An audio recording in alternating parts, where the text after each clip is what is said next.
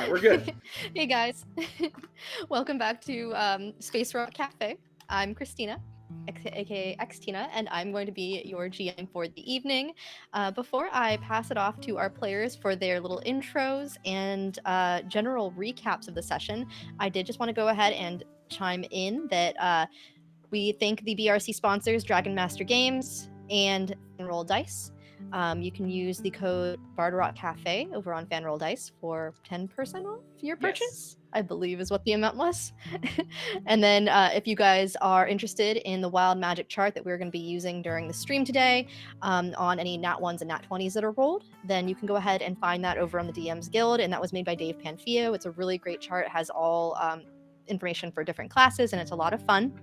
And then we also have a new update, which is that there are specific emotes for Bardrock's channel over for Twitch subs. So make sure you're subbed if you want to be able to use all of these fun emotes that are being spammed in chat, it looks like. But yeah, I'll go ahead and I'll pass it over. Sarros, you weren't here last time. Go ahead and do a little quick intro of who you are, who you're playing. Hi, my name's Alison. I'm playing Sarros Stellin, stereotic, star lover, and general, just a bit of a cracked personality. I'm not quite sure where he was last week. And Arnil, where did I go? What did I miss? What did we do? Oh, it was crazy. I went on a little delivery and I made some money, and I definitely delivered to the right person. For sure. 100%. I believe you. He also definitely didn't, as a pirate, steal the thing he was supposed to deliver, because that would have been too piratey. Exactly. I mean, what? No.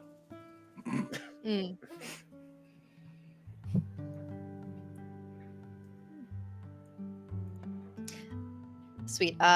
Jake, Hello. go to you. Hello, I'm Paul, and I play Captain Jake Swallow, a washout from Waterdeep's Bard College, who apparently acquired a Spelljammer ship from a minor gnomish deity. Only he knows that, the crew doesn't, but the audience does. And last week, Jake had an orgy and gave the shrimp mushrooms. Is that where we're flying upside down? Yeah, that happened. We haven't left the port yet. I'm sober. He has been. Oh, sober. wait, He's been we're not sober leaving for the port. I can drink. Miss Polly, the alcohol, please. Hi. I'm Ursa, and I'm playing Polly. Last session, I comically flew into the food cooking area of the port that we were in, and I quote unquote borrowed a few recipes, acquired some materials, and wondered what the hell all the loud noises were. Turns out it was probably Jake doing some loud banging heard well across town. Jake, I don't know that I feel like I should be giving you any alcohol, but you have some in your quarters, so knock yourself out. Or maybe Amar can pass you a bottle. Yeah, I was actually thinking, because I'm trying to warm myself up to everyone, maybe I could have some absinthe, because it'll make the heart grow fonder. Polly turns around and does literally anything else.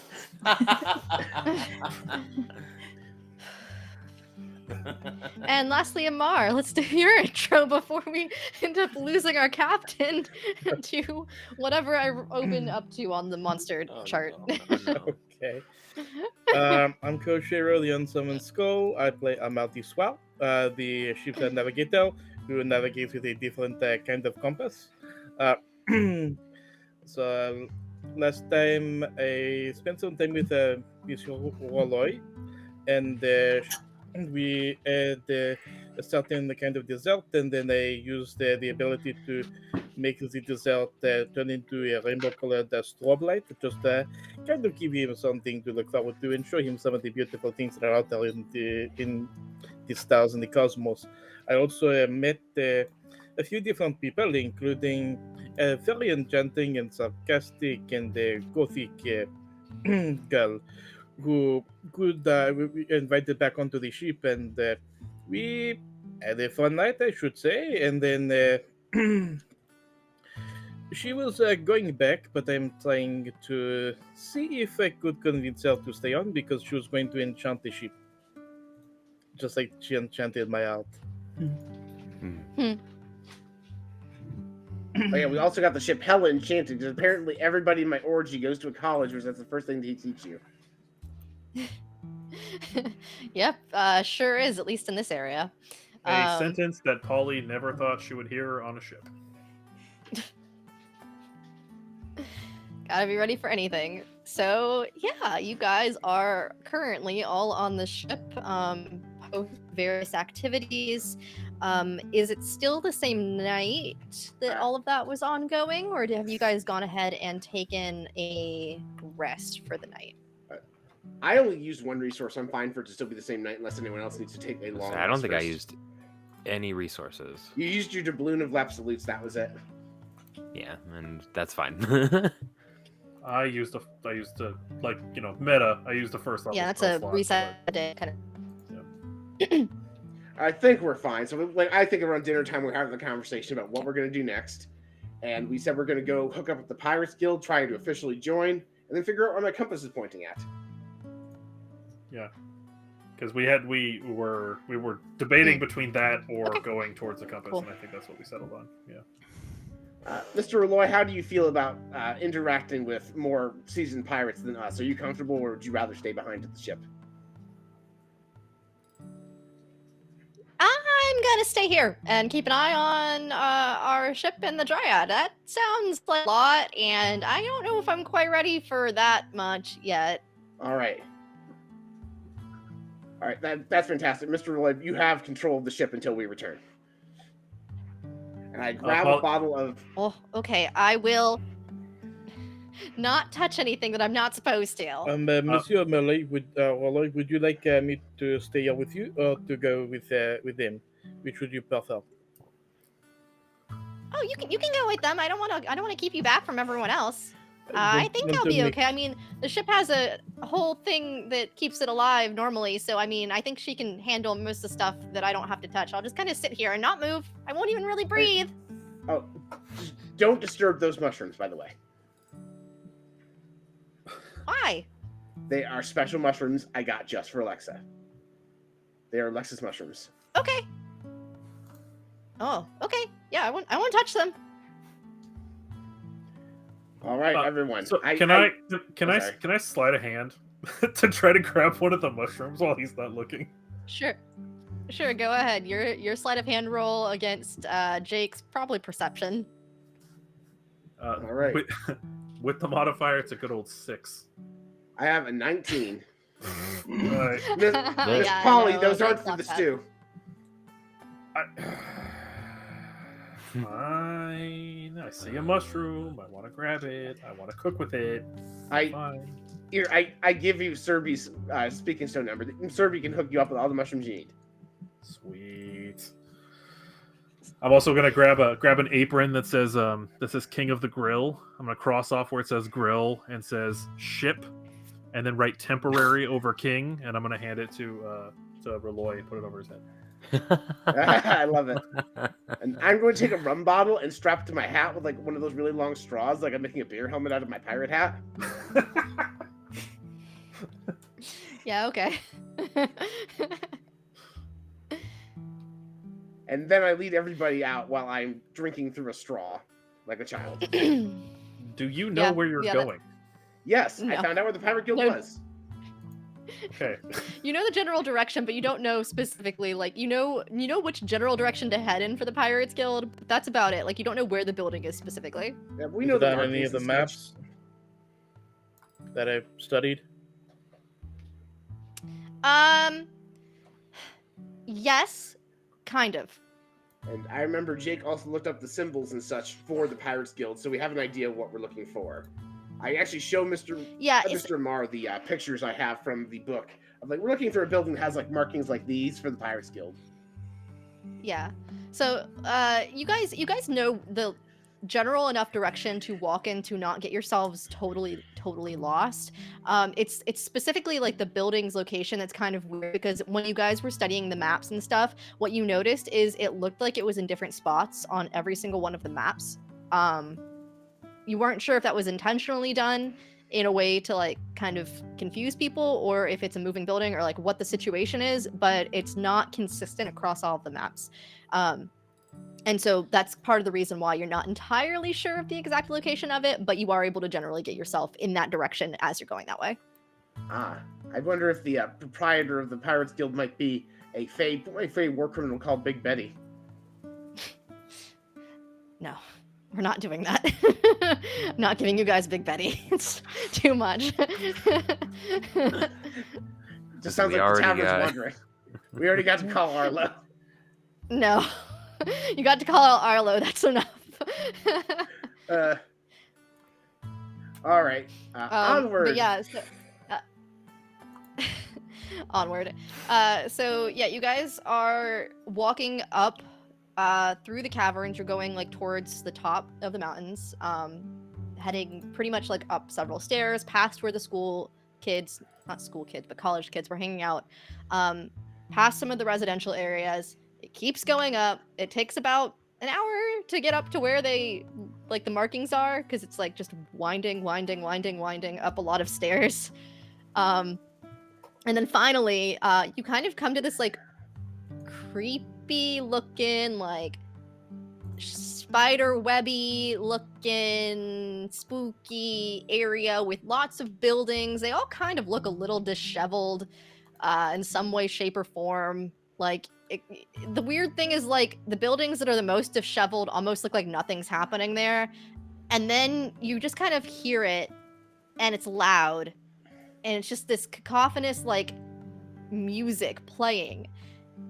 And it's the only building at the moment that looks like it's got, like, any kind of current, ongoing, like, updates to it. All right. Before we walk in, compared to all of the other buildings.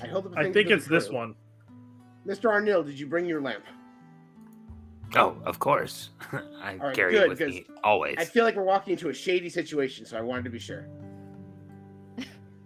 It's a Pirates Guild. You do not think this is shady? That was the point, yes. I turn on the lamp. It seems like it quite obviously is. Alright, I'm sorry. I mean... Now there is no more shade because the lamp is on. It is now usually shady inside. Now shadows. What are you talking about? Oh. Alright, so I want to... So you guys just kind of walk in, or do you do anything before you go in? No, I just sit there with my lamp turned on. Yeah, after Arnil turns on the lamp, I walk in, strutting my stuff like I own the place. Like, you know that scene, like, every Western, where the out-of-towner walks in, and the saloon doors swing open, and the piano stops playing? Jake's going for that. You were gonna get us all killed. With a bottle of alcohol and a giant straw in his hat. Yes. Oh, you are the drunk college kid in Key West. Okay. No one else is with you, it's just you? Well, I assume my entourage just followed me. That was part of the aesthetic. Unless you guys want to say no, we left Jake there to embarrass himself. That'd be funny. I kind of want to wait. I think Polly's waiting. Jake walks in confident that his crew is right behind him. They aren't there. He's like, "Ahoy, lads! I'm Captain Jake Swallow. How are you all this evening?" Yeah, there was some singing. There was like some people up on a stage doing a performance at the back of the Pirates Guild. But the people that were playing next to the stage just kind of all stop, and they turn, and they look at you, and they raise an eyebrow. They're like, "You're a pirate?" Yes, I'm a pirate that's had many successful capers. This is my daring crew. They were right there. I don't know what happened to them. Arnil is behind you. All right, Mr. Arnil, for instance, we stole that lamp. Yeah, and it's my lamp now. And we also, before that, stole the legendary treasure of Vortex.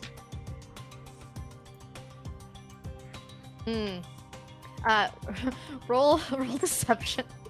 But we did steal the treasure of Vortex. You can roll persuasion and deception. I want both. All right, for persuasion, I have a 29. And for deception, I have natural 20 for a 25.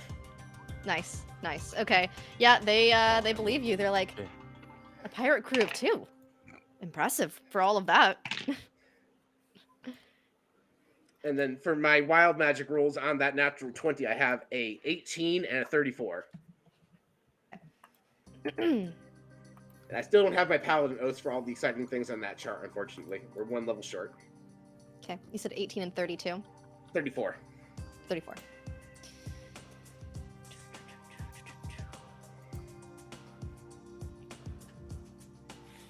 Oh no, the dreaded zoom in function. I'm waiting.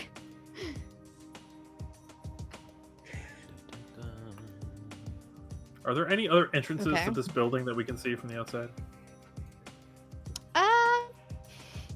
Because I kind of want to come in from a side. I kind of want to come in from the side door.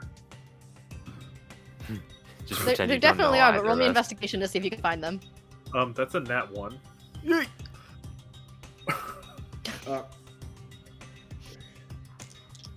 The short answer, I need you to also roll me a dex save. This one is. Also roll a dex save. Okay. Also roll a dex save, yes. Polly, okay, we'll just do this one. Right, Polly. So to resolve your wild magic really quick before we go on to Polly's wild magic from this nat 1. Here we go. What's your favorite, I guess, creature or person within range? My favorite person with of you.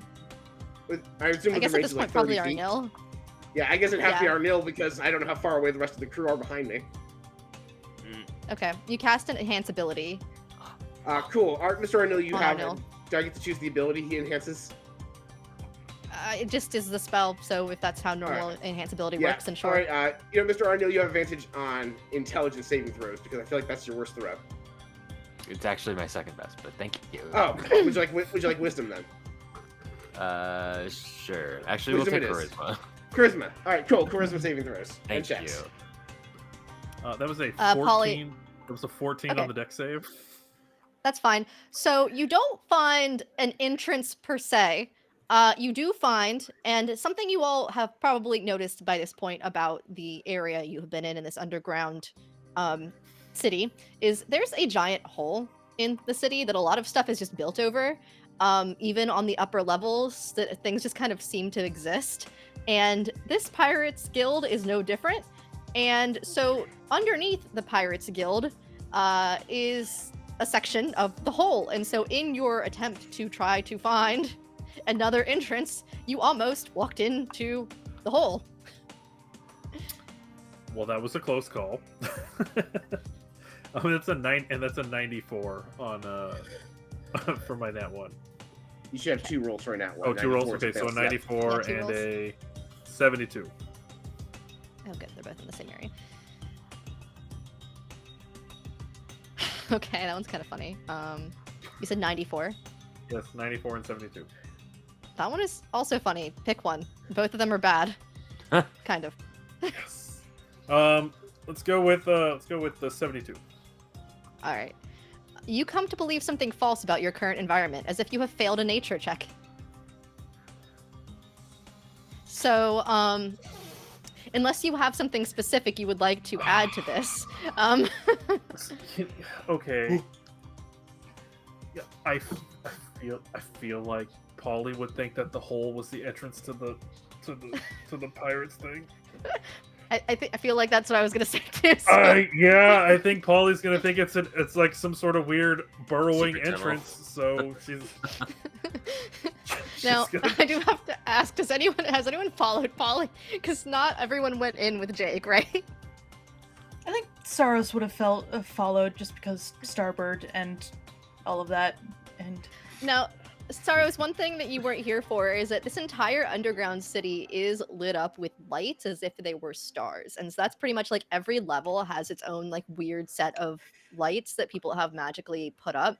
And so for spooky area that you guys are currently in, it's kind of like these like cobwebby looking lights that just kind of like burst out in areas.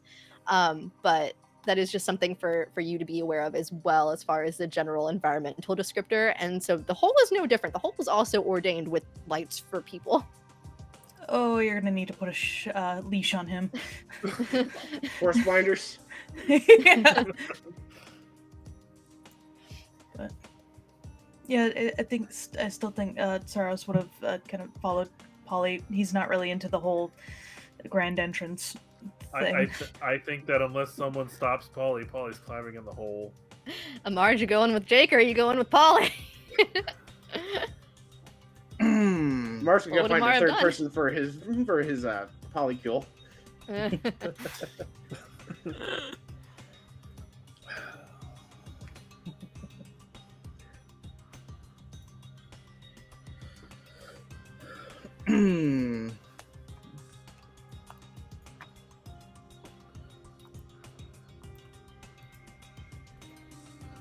So while they're deciding who's going where, some are going through the front, some are going in with it. Amar is going to basically run out ahead of everyone else and just start doing some air guitar. Oh, in the main entrance, like after Jake. Yeah, running out actually in front of Jake and doing some air guitar. Back sock lover, I'll have need to covers. So I talked to my daddy. He said you ain't seen nothing till you're down on the muffin, and then you sure to be a changing your ways. I met a cheerleader was a young leader. All the times I can reminisce, because the best thing loving with her sister and her cousin, and we started with a little kiss like this, and I just go up and randomly kiss someone. Oh, okay. I feel like that's a performance with advantage. I want to say that while he was air guitaring, Jacobs quietly reached for his own guitar and played it, so it sounded like Arnil was actually playing guitar with air guitaring. Okay. Performance is a +8, so that is a 25. So it's a 17 plus 8 is 25. You get a rowdy bout of applause and cheering. The party's sort of like picked back up. It had gone to a dead stop when Jake first walked in, and it's like it just kicked back into gear. Yeah, so Jake, 2 of your party members are not there, but the other 2 are with you. So yeah, and our party of 3 just very convincingly told this group we stole a legendary treasure. Yeah, yep. That's how qualified we are as pirates. Yeah. So the bartender just kind of like big burly guy, just kind of like waves a mug. Just, you drinking? What do you want? What do I want? Let's see here. I think I would like. What is your finest hops? I get it. I can see the hair gun. He deadpans you, and he's like, squid. Squid sounds excellent. And I hold out one of the doubloons from the treasure vortex to show off the fact I have it, like a nice coin with a skull on it, and lay it on the counter. Okay, he just kind of doesn't even blink. He's done with. He's used to this kind of show-offy behavior, so it doesn't really like impress him. But he takes the coin, like, yep. Hands you this inky, dark, black-looking beer. The not a super tall head, but a decent head on it. I know all about paying attention to the head, and I take a sip of the beer. It's a dark beer. That's all. Just. Mr. Arnil, what are you drinking? It's on me. Man, I don't really, I don't drink things. I don't drink beer. Like, you're like a mosquito man? Do you drink like blood? We need a Bloody Mary. Jake, roll history really quick. For history, that's a thing that I have a score in. A whole +1. Let's see here. That is a 4. Yeah, you don't think Arnil's ever drinking alcohol? Yep. Mr. Arnil, I didn't realize you were a vampire. Actually, how about some sugar water? That's also a thing bug people drink, right? That I guess so. Your sweetest non-alcoholic beverage for my first mate, Mr. Arnil. Something very fruity with a little umbrella in it. The bartender kind of looks at you, raises an eyebrow, turns, slowly pours some stuff into a cup, puts like a stick in it, and hands it back. It is just literally, different bars call it different things, but it's the liquid that's poured off onto like the mat from like various Just drinks. a mat shot? Ugh. No. It's a mat shot, basically. With a stick in it.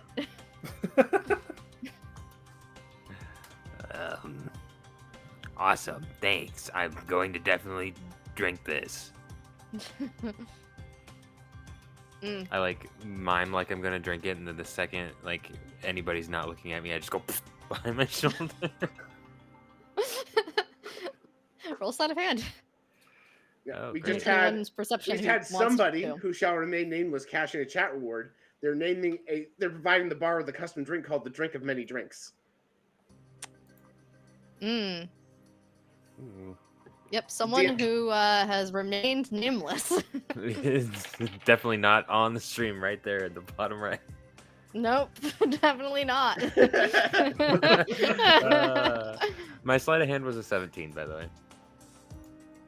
Perfect. Unless anyone is intentionally like looking for it, I'd say that's pretty successful. That was really good. I set it back down. Bartender nods approvingly, kind of stares at Amar, because he had seen that Amar came in with you guys. At this point, I'm onto a different song. She was that fast machine. She kept the motel clean. She was the best damn woman that I ever seen. She had the sightless eyes, telling me no lies, knocking me out with those American thighs. Nice. Just trying to do A couple people are like whispering. They're like, "What's an American?" I'm sorry. What I meant was those Herringen thighs. Hey, it works. Hey. Also, okay. have you all never been to the mystical land of America? No, I don't smell that bad. I'm not leaking right now. Oh my god.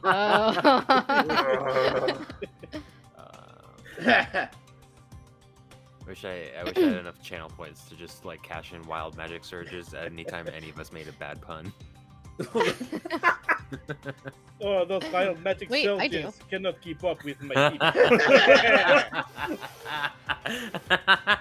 Christina, who could just wild magic surge just because she feels like it, is going to spend points on it. I could. I have a lot of points. I don't use them.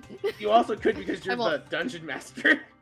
I mean, yeah. If I wanted to force you guys to with chat points, I could too. Oh, You jeez, like- look at You don't even need to spend chat points. You Just roll trigger the wild 100. magic. On Dungeons and Daddies, every time they make a bad joke, the DM has them roll for psychic damage. Eric, you guys make too many bad jokes. Roll for wild magic. Just roll AD 100. She's got points. She knows how to use them. She never begs. She knows how to choose them. Got to get some ZZ Top in there. Captain, what are we doing here again? I'm doing Yakuto. I'm not sure what We are here to join the Pirates Guild. Because we were pirating and then we were freelancing it. We found out there was a guild and we would like to be members because we are very successful pirates. The bartender points behind, like in the direction of where the stage is. Doesn't really say anything. He's just kind of like pointing in that direction when you say that. Excellent. That way, the person I speak to is that way, yes? And I just march off without an answer as if I intuitively know that. Sure. And I'm just like, Yep. I'm just like high-fiving all the other pirates, like, yeah! Some of them return the high five, some of them are not sure what you're doing, and they don't meet you, and they just look at you confused. You're just like watching other people do the high five, and they're like a weird clap. What is? I don't understand. Let me try this one with you. This is called a fist bump, and I hold up my hand in the fist shape, pointed at them. Like you just take yours and do the same back. Jake, what's your AC again? My AC is 15. Yeah, so you hold out your fist for a fist bump, and this dude, like, straight up, like, clocks you, like, dead on in the fist. What? Oh, it's like, no, I understand how I didn't explain that, but you're supposed to punch me in the fist. Next time, we'll try it again later. Like, a point of damage. It's not a lot, but it was a strong fist bump. All right, I have marked 1 damage. Yeah, so the direction that he had pointed you in was, like, sort of behind part of the curtain that was pulled off to the side, blocking, like, a little, like, door frame next to the stage. On the opposite side of where all the instruments and stuff were, on that side of the stage where there's not really anything other than the bar. Do you guys proceed back with you and Arnil and Amar? Yeah, I motioned to the crew to follow me. I don't know if Amar will. I feel like Arnil will. It's kind of on them. I'm coming along. Yep. As you guys walk through that door, I do kind of like that idea. Like you're making follow me. So I think unless Sarros has an objection to this, I think as Jake is saying this, Polly and Sarros just walk in the door, just completely covered in dirt. And I just turn to Sarros and I'm just like, so that was definitely not the door. And just to add to it, Sarros is also covered in cobwebs, and those were not stars. It was not. Yeah, let's not do that again. And then we hear Jake, and then we're gonna follow Jake. We're gonna follow Jake back. Roll me a perception check, both of you, as you guys come back in. This went so well last That's a time. nat 20. Nice. Nice. I got a 10. Redemption. That is the DC. You guys also noticed the hole is in the bar. The hole is in the floor of the bar, just behind where Jake was. The hole is in the bar, in the center of the bar, dead center in the bar. The hole.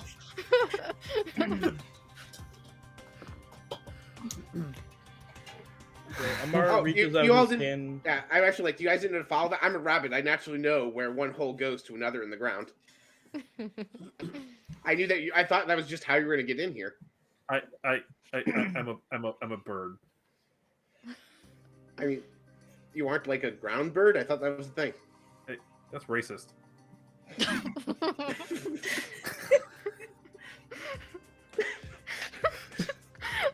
don't know why.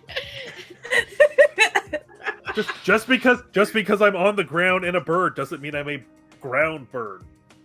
Jeez. I think I procced wild magic. You did. What were the 2 rolls? 47 and 75. Oh no. That one would be unfortunate. That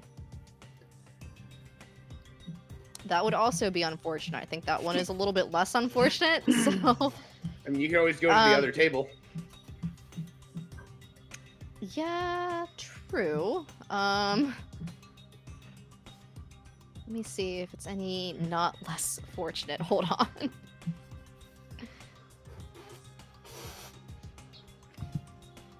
At least they're alphabetically close, right? Druid and cleric. Yeah. It's just taking a second to load. Somebody's a multi-class as bard and warlock to put as much space between their wild magic tables as possible. Artificer wizard. Oh, that actually does work well mechanically too. Yeah. It was 47 and 72. 75. 75. None of these are good for you. I'm really sorry. Wow. Yes. None of Do these it. are good. Do it. This one is the least bad for you on a nat 20, which is really unfortunate. For the next 8 hours, you lose your senses of smell and taste. Oh no! Well, no, the chef doesn't know how the food tastes like anymore. Yep. I was like, that one. That was the first one I read when I was like, that would be unfortunate, but that is arguably the best one of the 4. No, Wow. that's the best one for the ship. That was the best one of the 4. Oh, These that's are very really, really bad. unfortunate. One of them involves not breathing. Oh, Okay. Yeah, so, I heard someone say something about capers earlier. I'm gonna turn to the bartender and ask if the bartender's got any capers. Bartender just kind of looks at you, goes, and just hands you some. I'm gonna go to try to eat the capers. I'm just gonna look at the jar. Just gonna kind of be like, what? I'm gonna end up drinking the entire. I'm gonna drink the entire jar of capers, thinking it might change if I get to the bottom, and then it doesn't. So I'm gonna put the empty jar of capers on the bar counter, and I'm just gonna say, thanks, I guess. Bartender gives you an up nod and is pretty impressed. And I'm just gonna go slink behind Jake, confused that I can't. I would like to roll investigation for people having one of those contests where they eat hot peppers. You can. All right, that is a 19 to try and find a contest Miss Polly can cheat at.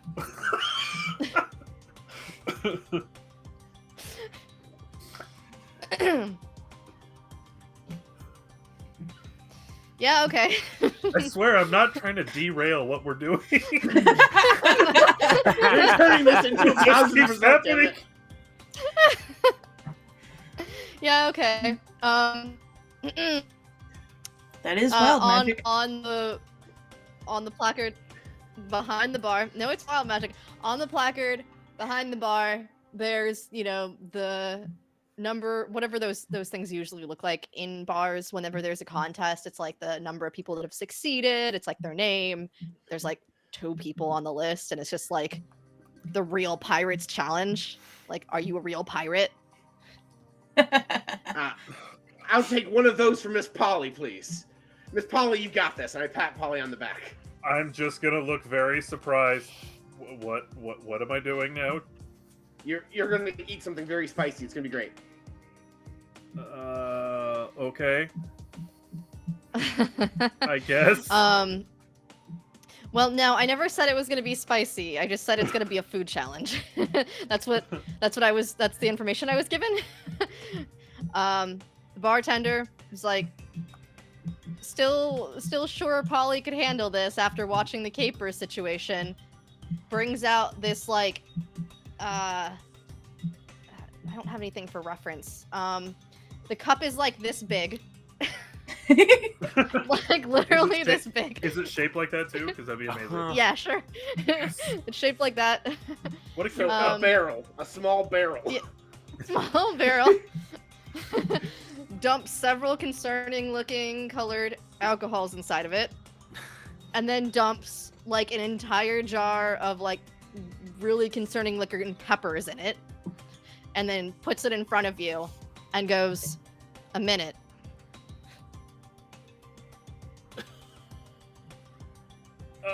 I have a logistical question, and it's not one that I thought I was going to be asking today.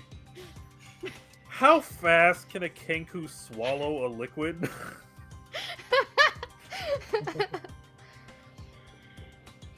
What's your constitution score? My constitution is... Where the hell are you at?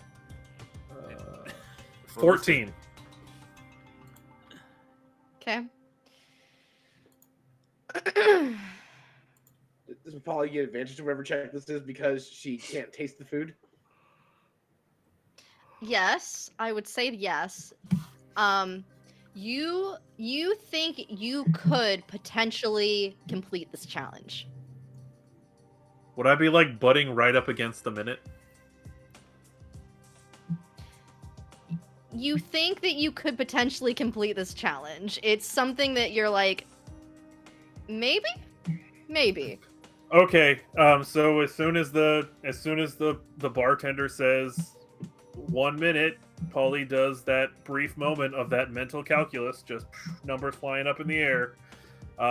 Grabs the barrel with both hands and just starts chugging down as fast as she can.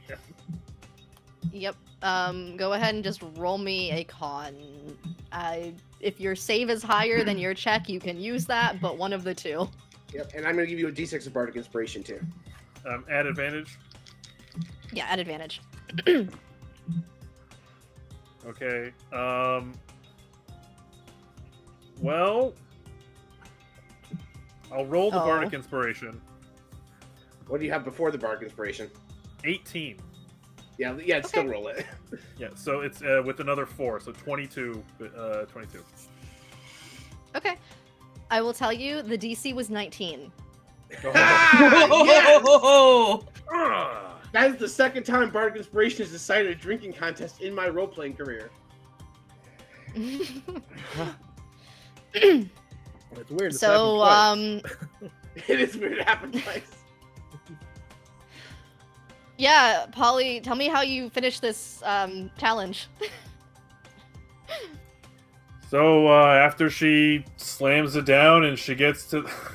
After she slams it down and she gets to the end, I think that even though she can't smell or taste it, she's definitely going to feel it burning on the way down. So, I think just as sort of a reflexive thing, she's just going to chomp down with her beak really, really hard on the lip of this barrel, possibly fracturing the barrel. Just kind of like one of those like hoo-ah! Slamming the barrel down. Yeah, and I like try and hype up the audience. Miss Polly just crushed that challenge. Like, yeah, let's hear it from Miss Polly. Yeah, I don't think a check is needed because the bartender also starts like banging on the bar, just like, and then like everyone like starts cheering, Polly. Okay, then let me rephrase this. If everyone's chanting for me, instead, what Polly's gonna do is Polly's gonna finish the last drop, flip the barrel over, and just slam it on her forehead like one of those frat boys trying to crush a can on her forehead. Just like, whoa! And then you belch and a little stream of fire comes out because of whatever you just drank. Okay, I am gonna need I'm fine with it. athletics, I think, to see if you can do any kind of damage to this container as you do that, or if this does not go that way. Are you ready for this? Yeah. Are you ready for this? This was a This was a whopping 7. Okay, everyone's still cheering, so they don't see this happen. But the container, you bounce it off your head. It just bounces off your head and like lands on the other side of the bar, like next to the bartender, like on that side of the bar. It just rolls away. I turn around, lifting my hands up, going, "I meant to do that!" Yeah. Yeah. Yeah, your name gets put up on there. You don't have to pay for this monstrosity of a drink. You have been labeled a real pirate. Real pirate, Polly. I'm gonna take out a blank apron and write "real pirate" on it. Like, people come up. We get little badges like those fake FBI badges they use like in TV shows. It says "real pirate" on it. We just flip open our wallets and boom, real pirate license. Not quite like that, but the person does give you a little sticker that has like the little like logo that you have been seeing of this particular pirates guild around town, whatever I described it as before. All right, so Polly's gonna be sitting in the corner for the next several hours trying to digest whatever the hell she just drank. so go ahead, Jake. Yeah, I mean, awesome. you definitely Good got a job, decent buzz going, Polly, but I mean, you held it. You held your alcohol really well, so. All right, and then Jake's like, "All right, everybody, let's go." And I march to the back of the tavern where we're appointed to go find the leader of the guild, presumably. Sure. So there is a person guarding the back of the bar who looks you up and down. You said Polly is sitting over there? Like, not with Jake and everyone else? No, I'm following Jake and them. I was being tongue in cheek about that. Sorry. Okay, I just wanted to make sure because this was going to change depending on if you were with them or not. Yep. Looks the entire group over, lands on Polly, does another sup nod, and just ushers you all in, no questions asked. I'm gonna try to give him a fist bump as we walk by. And Jake did provide a tutorial to the group about fist bumps.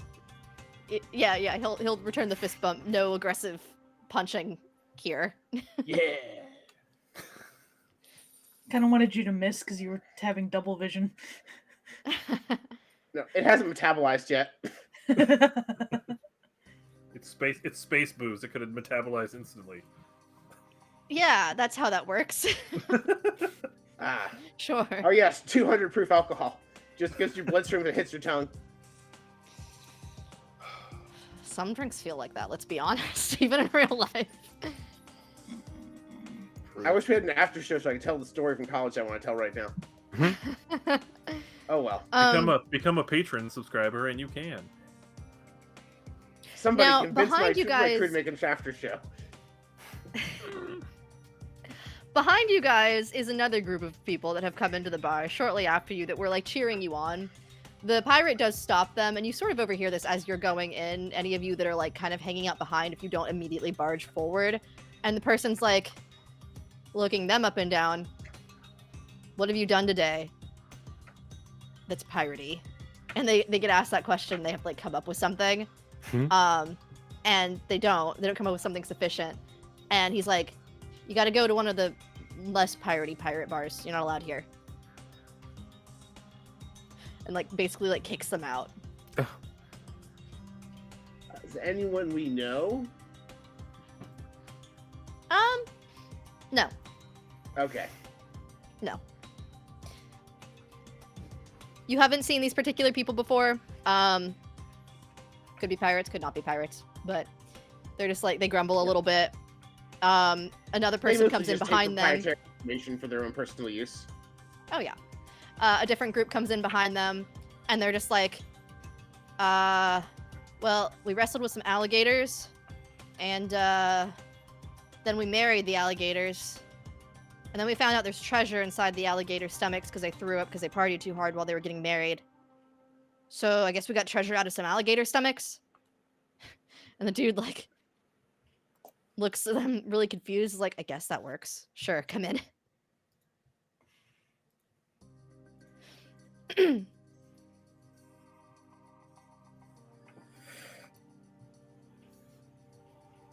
But yeah, you guys have gone in the back successfully. No questions asked because of Polly's endeavors.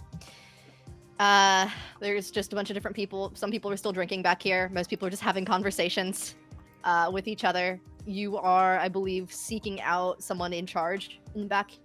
Yes, somebody who's definitely not Big Betty. Yeah, no. No Big Betties to be found. Go ahead and just roll. Any of you can roll an investigation just to see if you can clock who the person is that you might want to be speaking with. Medium-sized. It is not a high DC. I rolled a natural 1.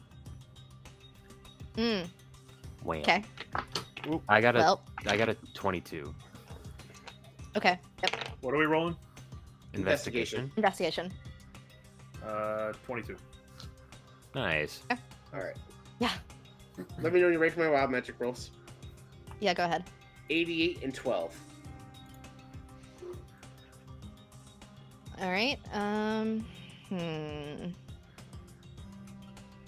That's the problem, chat. I was rolling to investigate to find Big Betty. Mm-hmm. You've heard rumors of the legendary Big Betty. I wanted to have the I can't even say it right. The spicy tuna surprise. There we go. There you go. Spicy tuna surprise. That would be not great. For you, what about this one? It's a natural 1, so not great. Wasn't that one? Yeah, I just want to make sure if any of them are less great than not great. The maximum not great. We got it. Yeah.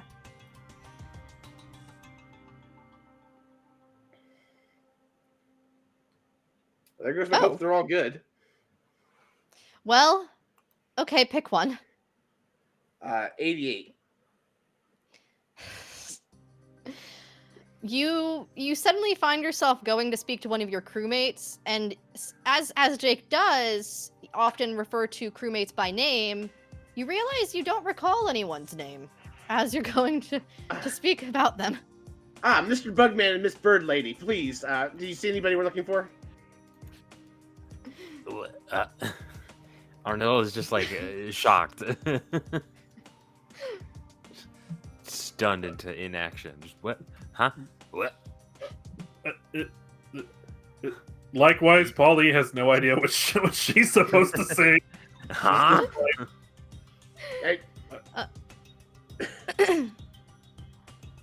I will say both Arnil and Polly do clock a particularly piratey essence about this one person hanging out in the shadows of the back room, just kind of looking over everyone. There's like a little balcony area, and they're just kind of looking down, watching everyone, making sure nothing like gets too out of hand. It is a pirates guild after all, so some chaos happens, but they're just kind of like keeping an eye on everyone in the room, keeping an eye on the door. This is in the room, keeping an eye on the hole that they can see from the balcony, making sure nothing super weird's going on. Since I'm Bird Lady, I guess that would make you Rabbit Jerk. I'm pretty sure it's that one over there, and I'm just gonna point one talon over towards the pirate person, the pirate aura, as it were. Pirate aura, yeah, essence. Do I remember my own name?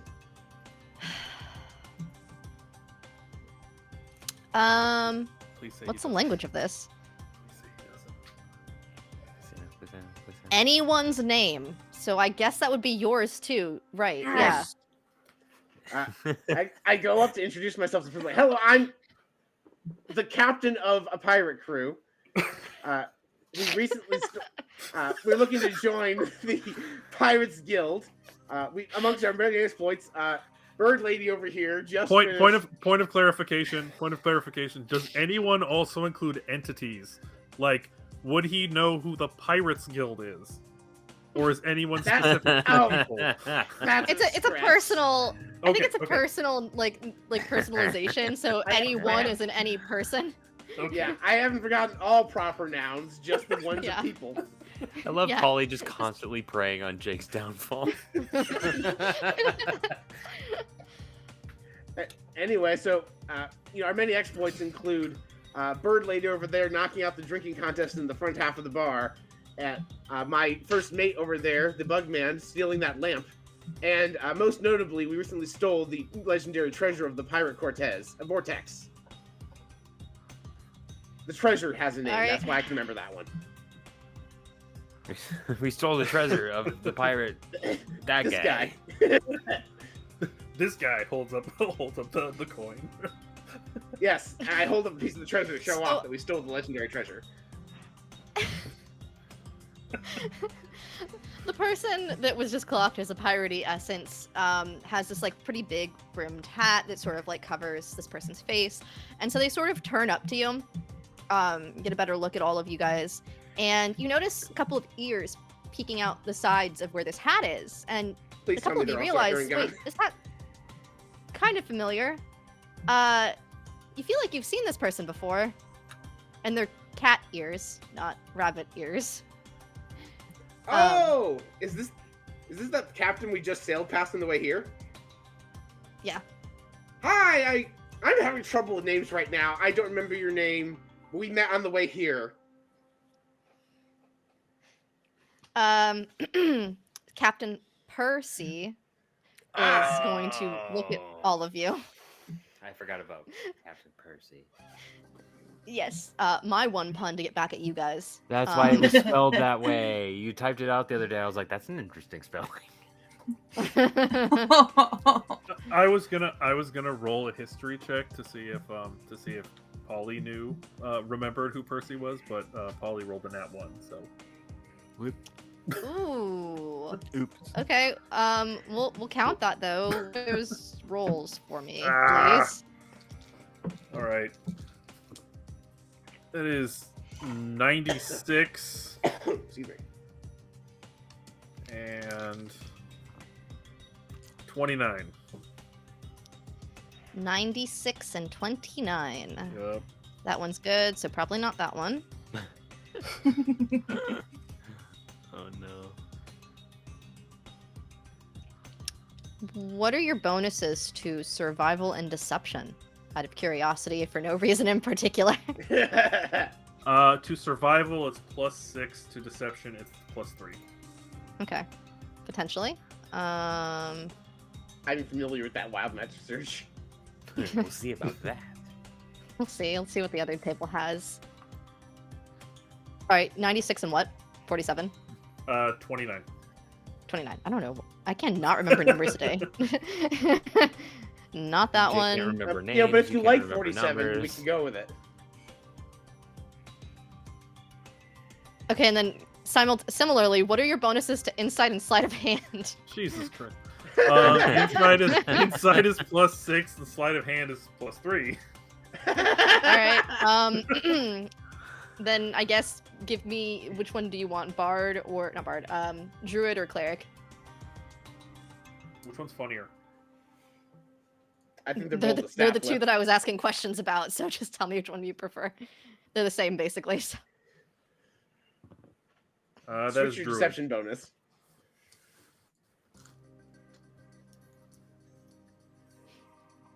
Yeah, we'll just go with the Druid one, I guess. Unless you want to do the Cleric one. No, I said I rolled Druid. Oh, okay, Druid. Yeah, so your bonuses for the next 10 minutes are switched between your deception and survival skills. All right, no foraging for berries for you, Miss Polly. No. Yeah, in the middle of a pirate bar. Yeah. That'd actually help us. Yeah, I mean, it could potentially be helpful, but it's like the other ones were good, good, so we couldn't do those. Yeah, no. Anyway, Captain, it Polly, is a you were... what? Yeah. Sorry, no, you can go. I was anyway, Captain, it is a pleasure to see you again. How have you been in the last day? She just kind of gives you like this toothy grin. She's like, "Oh, hi. Yeah, things have been busy. We're always moving around. What about you guys? Been up to some stuff?" Oh, yes, we've really enjoyed this port. Lovely town. My Bugman friend, he got a job doing some deliveries today, I guess. And I'm actually not sure. A bunch of ship. We also met many of the locals. I invited them back to the ship for a good time. That was great. But one of my items, I was like, now that I got all this done, I wanted to stop and officially join the Pirate Guild because I had been pirating for some time, and I only found out like 2 days ago there was a Pirates Guild I could join. I suppose doing something without licensing is probably one of the more piratey things someone could do. Although, very poor decision making if you ever got raided by the Speos Coalition. So, bad decisions there.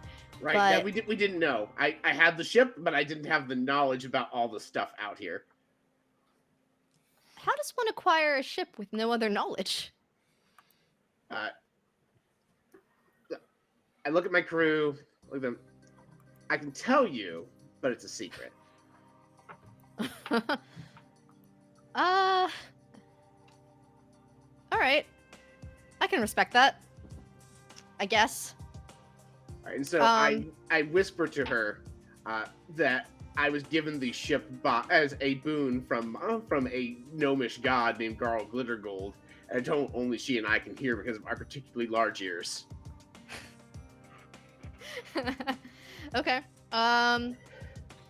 Yeah, I guess if anyone is intentionally trying to listen, they can roll insight. It will be a very high DC since you are actively trying to keep it from people. Can I roll deception opposed to anybody I'll listening? get in on that. Yeah, sure. Sure. All right, that is an 18 is the number to beat. Okay. 21. 7. 14. And Amar's not trying. Amar's just like chilling. I did not Mars? immediately go back. I tried, so backtracking a bit. So I tried to find the person that I open mouth kissed when I walked in doing the guitar, just to try to make sure everything was okay because very few times will Amar actually like not get affirmative consent first. This was just part of an acting thing. Yeah, the pirate is confused. It's like, yeah, no, we do stuff like that all the time here. It's fine. Cool. Oh yeah, it's Tuesday. Didn't you know? Yeah, it's Tuesday. It is Tuesday. It's Kiss the Homies Tuesday. Yeah. And He's somehow like, "That's so we found funny." the swingers bar. Amar's like, that's so funny. My name is Tuesday. It's see you next Tuesday. Oh, right. And it is Tuesday, so I see you now. Hey, what do you think? Yeah, I see you now. It's okay. Oh, good. Yeah. You want to come back with me? Will I come with my crew? Oh no, I've got my own crew. Gotta go back to. Oh, it is okay. Maybe I will see you on the way out. Yeah, maybe. Okay. When do you guys So leave? I honestly don't know. I am not the captain. I am the navigator. Which is why I probably should make sure that they are not going anywhere that they should not be going, I suppose. Oh yeah, you gotta watch out for that hole. People fall in it all the time. Don't fall in the hole. Yes. And then we cycle back to it, it becomes a plot hole, I'm understanding. Okay, so I will maybe see you on the way out. I'm Amar this soir. And you are? Oh, yeah, I'm Dino. Oh, wonderful. Dino Spumoni. So maybe I will see you on the way out, and we will. In the chat. Maybe I will see you on the way out at Dino, and we'll have a gay old time. Flintstones reference. Yeah. Hey Arnold and Flintstone references only here on the Bard Rock Cafe Twitch channel. Only here. Because no one else has that kind of indecency. Yep. Oh, it's gonna get pretty bad because Dino was the dog in the family. We already have a bird and a rabbit. I think that it can't really get much. And a bug and a goldfish. Yeah. I was more referring to the goldfish. I forgot about the goldfish. Oh yeah, the goldfish. The goldfish. I was more referring to the Evil style, goldfish. but that's okay. Oh yeah, there's that too. Okay. So I go back and rejoin the group. So I'm just a couple steps behind them, basically. And that, I guess, I didn't finish introducing everybody. Like, oh, and that man there is our horny navigator. Damn, just calling it out. I can't say your names. Oh yeah, I forgot about that. You know, I would not Yeah, want. He's called me the honey navigator. I would not want to disappoint. And I go over and kiss Percy's paw. She lets you, although you sort of get the inclination that this is more of an assumed expected interaction rather than something that is flirtatious to her. This is fine. This is fine. I'm glad that this is not crossing any boundaries. We may be pirates. I like to steal arts, but I do not want to steal any virtue. Yeah, of course. That's probably the #1 pirate code that we follow, obviously. Really, interesting. But it is good that there are some lines that pirates do not cross. Yes, like picket Yeah, no. lines. I've never crossed one of those. Because you shouldn't, because that makes you scab. Here. Anyway, so So, did Miss Polly with her 22 hear me telling Miss Percy how I got the ship? 21. Yeah, if you were actively listening and you rolled, so I would say that yes, you did overhear at least enough of that to sort of piece that together. I am not saying anything, but I am definitely very surprised.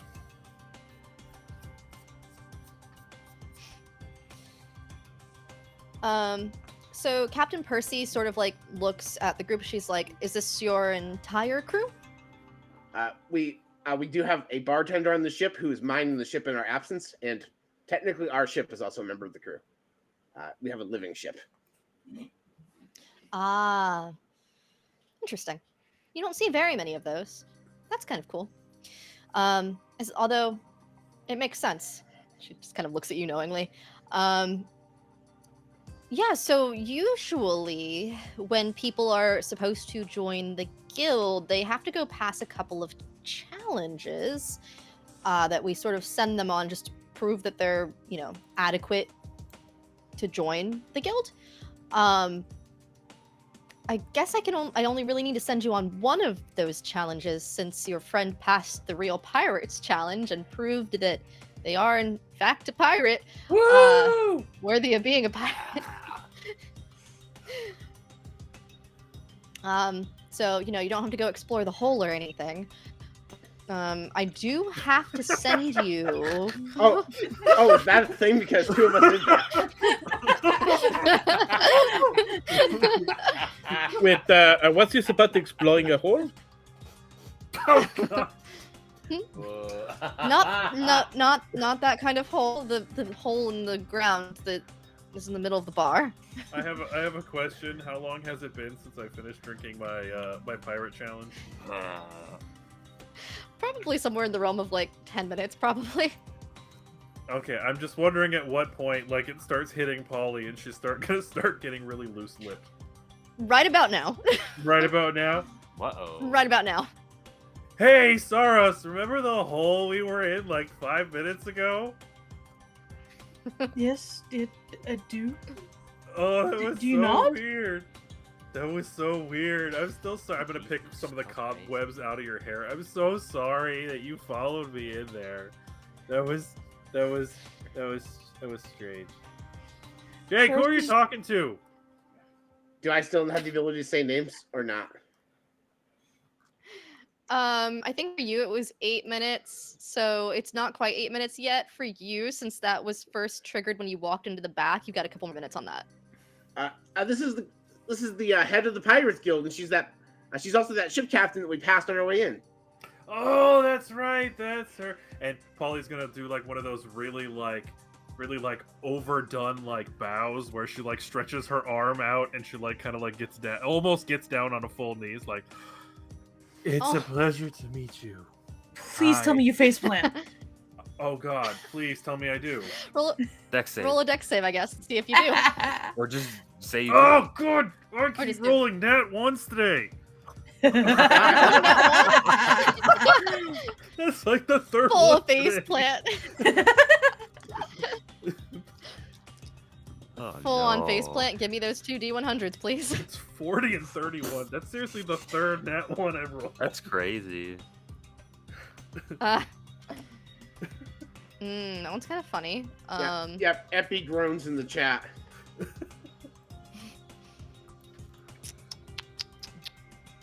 That one is interesting. Potentially bad.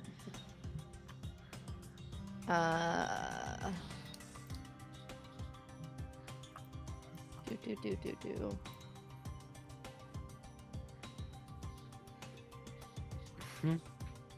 What the? You used to have a spinning tiger emote? Yeah, That's crazy. for bouncing stuff. Oh, I get it.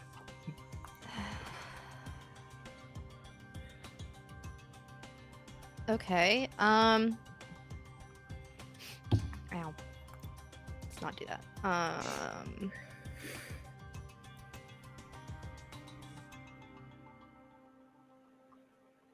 And then there's Nadir. That one's just kind of funny, I think. We're gonna do that one. For the next 8 hours, your words appear as silent, simple pictograms emerging from your mouth. Verbal spell components are unaffected.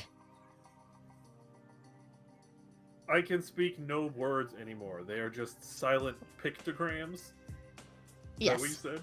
Oh, lovely. Yeah, so Okay. all of your words are coming out as pictograms at the moment. But you can still cast spells as normal.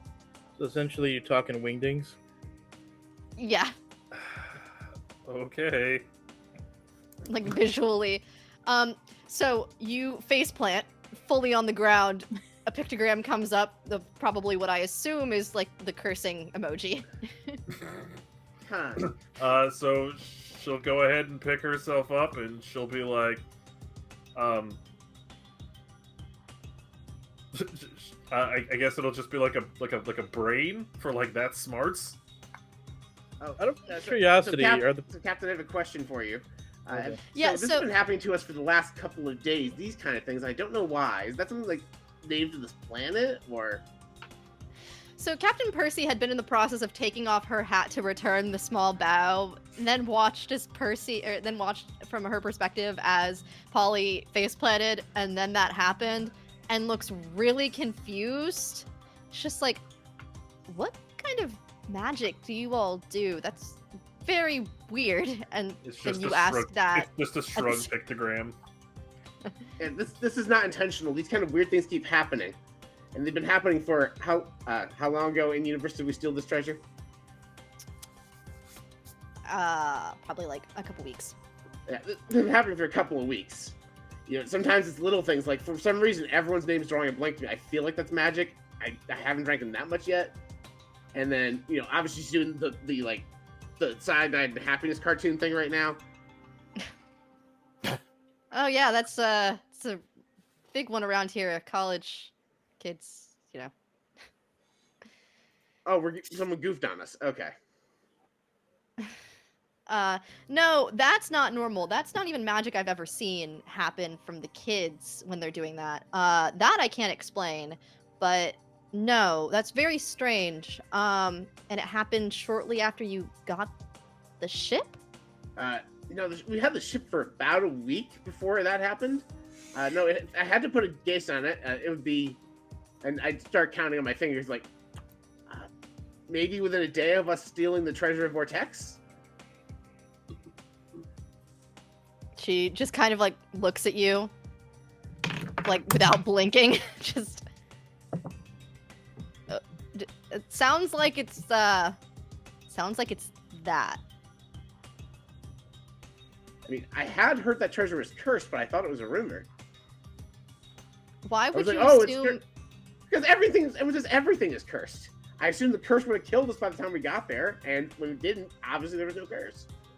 Not all curses kill you. Sometimes they do weird stuff to you. Like, sometimes they just, like, make you smell like feet every 5 seconds. Is smelling feet supposed to be weird? Smelling like feet? Oh, no. Smelling feet. Like, some people have a kink about that. I mean, if it's your thing, go for it. But no. Like, smelling like feet. Like, you yourself. Like, if you don't normally smell like feet and then all of a sudden you smell like a foot, that's not usually normal. That's, like, one of the curses I've seen someone have to deal with. You're bringing up smelling like feet. The captain said that I leaked earlier. Do I really smell as bad? No, America. Oh, okay. It's home to this town called... Yeah, there's this magician called Elminster. He's been there before. Okay. We've heard about him in my homeland of Waterdeep. At least I think it's pronounced America. I've only heard stories of it. Okay. Oh yeah, I've heard tales of that place as well. I've only seen it in writing. Yeah. I'm just making sure that you're not insulting my body odor or anything, because I thought I had the natural musk or something. A pictogram of North America appears out of his mouth for some reason. Polly over here speaking in emojis. Just as an aside, I think Sarros is just gonna, like, disappear for a second, go back to the bar, and, like, try and get the biggest tankard of water that he can find and just slowly hand it to Polly. You do that. No, do I still not remember names? Star no, at this person. point it's gone. All right, Mr. Sarros, I think in order to wash away pictures, you need turpentine. Or vodka. You can just destroy pretty much all germs and bacteria with vodka. Just gargle. Polly is the pictogram of a shaking fist. Miss Polly, try gargling some vodka. I have taken courses on medicine at the Bard College. I think vodka can cure this. I would question that college's credentials. I know you said pictograms, but I really want the doubt meme of, like, Yeah, sure, do that. No, actually, specifically what Miss Polly projects is the nadir emoji from the chat. Yeah, there you go. Nadir thunk. Yeah, so I had heard rumors, but so most people Captain seem to think Percy's it like was just rumors.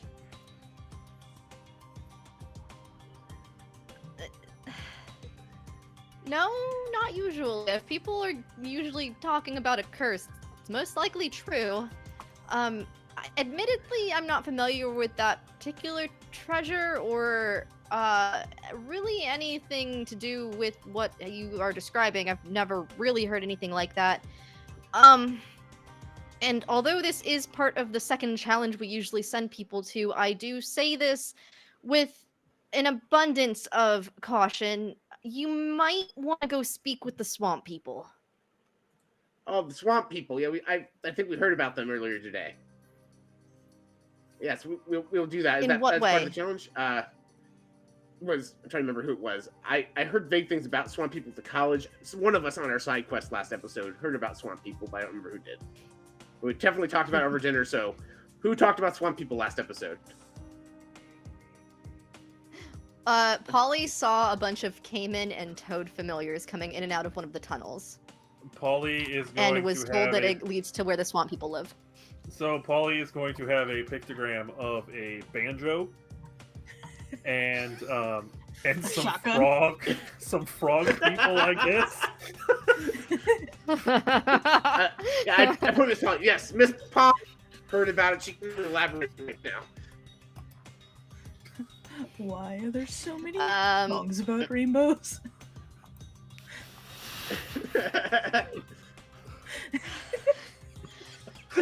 Now, usually... Just got that. I thought that's what you were going for. I also thought that's what you were going for. It's even funnier now that we know it's not.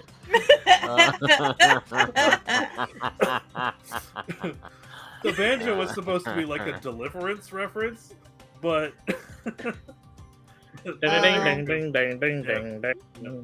No, but it's better. Yeah, I'm like, there's only one iconic image of a frog with a banjo. Anyway. Which way is down? Right back the way you came. I see that one. Oh my gosh. Percy puts her Ken's hat back on and looks still concerned as she continues to explain, and is like, usually we have people go and complete one of the... I hesitate to use the word trial. It's not really a trial. It's more of a just an act of chaos, honestly. Within the swamp people's location. Sure, that's probably the best word for it. They're all about that, though. It's their whole thing. You'll understand when you get there. Once you're done, you can come back here and we can talk more about you joining the guild officially. You might find someone within the swamps who might be able to help you more specifically with your potential curse. Do the swamp people, the people in the swamp, do they have, a swamp ass? I think is it No, you're thinking of the people that like patrol the space ass. No, I'm thinking of what happens when you do not clean yourself very well, and sometimes it happens. It is a fungal infection. I'm just trying to make sure that if I do decide that I'm going to do what I usually do, that I'm being clean. Right. So, Mr. Mar, for you specifically, I heard of this great object of artifice called a condom you might consider using. Do not know what that is, but is it a magic item? Yes, it's a magic item that can prevent diseases if you're not a paladin. I immediately look at this pile like that is not the reason I became a paladin. crossing arms pictogram. Again, doubt. It just so happens that the gig comes with really good health insurance. Anyway, I look back to Captain Percy and I hold out my hand so that I may kiss her paw much as Mr. Amar did. She lets you. And I do so. I give her a kiss on the paw and say, "We shall return after speaking with the swamp people. We just need to commit an act of chaos, or do you have more guidance for us?" You will understand when you arrive there. What I mean. I do understand. Chaos tends to find us. And I look at my crew. I'm like, "All right, crew, let's go." Yeah. So do you guys sort of just directly head there, or are you doing so in any particular fashion? So after we immediately step out of the bar, I want Polly, because she's drunk and she probably only like half understood what we were talking about. She's gonna hold up her hands and be like, "Wait a minute," with there'll be a clock. Like, "Wait a minute." Okay. She's gonna go back and she's gonna go talk. How much time has passed between my swap of survival and deception and now? Is that still up, or is it gone at this point? Has it been 10 minutes? Yeah, it's been 10 minutes, so those two things are not flip-flopped anymore. Oh, well then never mind. Because I was gonna have Polly go in and intentionally say something that could be construed as saying we've completed the task. But, like, she's asking a clarifying question. Like, she's not intending to deceive, but, like, accidentally deceive. But don't worry about it. We'll just go. That's fine. I was gonna say, you'll have a +1 over me on that. We could have done that anyway. But I feel like 30 seconds might not be enough to convince them. Yeah, probably. Right. That's what I was gonna say. I don't care how convincing of a lie you tell. No.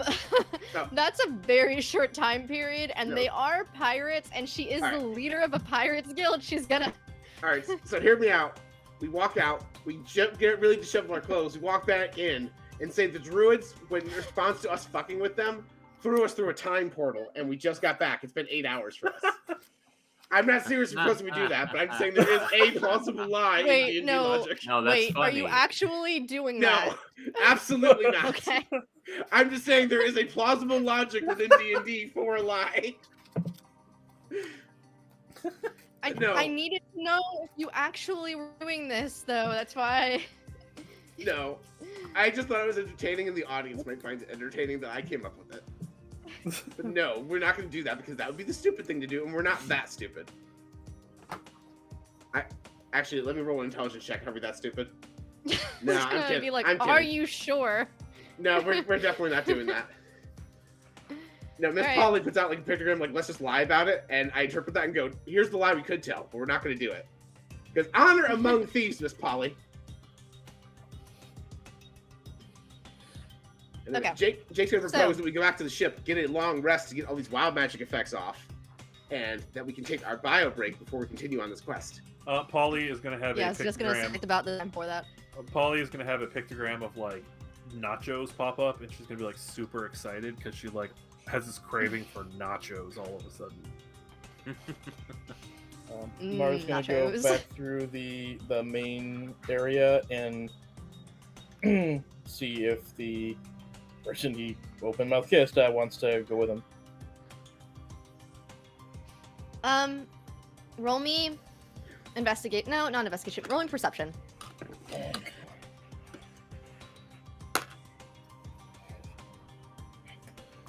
So, 18 plus 6, so 24. Yeah, so you do see them. They've actually walked back towards the back room, and they are currently having a conversation with Captain Percy. Oh, we'll go over there anyways and see if I can pull the person aside. Okay. Yeah, they reach a point in their conversation where Dino can separate, and is like, "Oh, what's up?" Well, I'm going with my group. We are going back to our ship for a little bit. Would you like to come with me? Oh, she kind of looks over at Captain Percy and is like, "Unfortunately, my captain has assigned me to something she needs handled. So, as the first mate, I kind of have to. Maybe later." Okay, but we are playing little less to get. But that is okay. It is okay. I will see you later. As long as it is still maybe. Tuesday, eh? Yeah. Okay. I will see you dinner. And I sort of kiss the hand on the way out. Dino lets you. Just blushes slightly, but lets you. Not used to quite that level of communication, just because, first mate, but most people just kind of treat Dino on par with most other crew members. And then, is it clear who the captain is? Like, do they have anything distinguishing about them? Oh, Captain Percy? No, the captain Dino's. for whom this person is the first mate. Yeah, Dino is first mate to Captain Percy.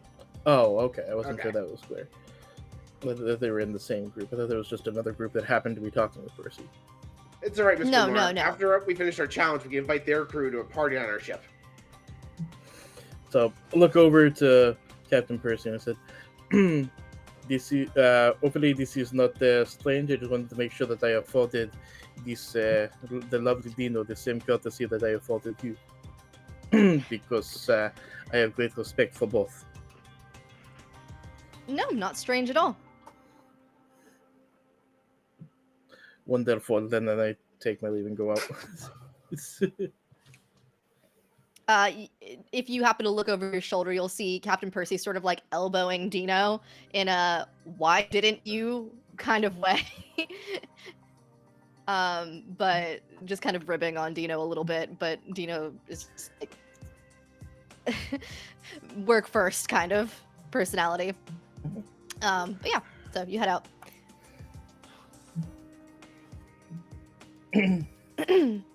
So you head back to the ship, get a long rest. I check in on Reloy. Make sure everything's okay. First off, like as soon as we get even close to the ship, Amar runs into the ship and runs up to Reloy. Is everything okay? Are you okay? Are you still there? You run into the ship. Don't see Reloy just kind of immediately in the area. Probably would run into the bedroom next, and Reloy is just kind of passed out, sleeping, having a good old nap, snoring a little bit of drool. Like Amar runs up to Reloy, shakes him awake, is like genuinely like almost panicked that he's still there. You are still there. It's very good. Very good. I was afraid you might not be.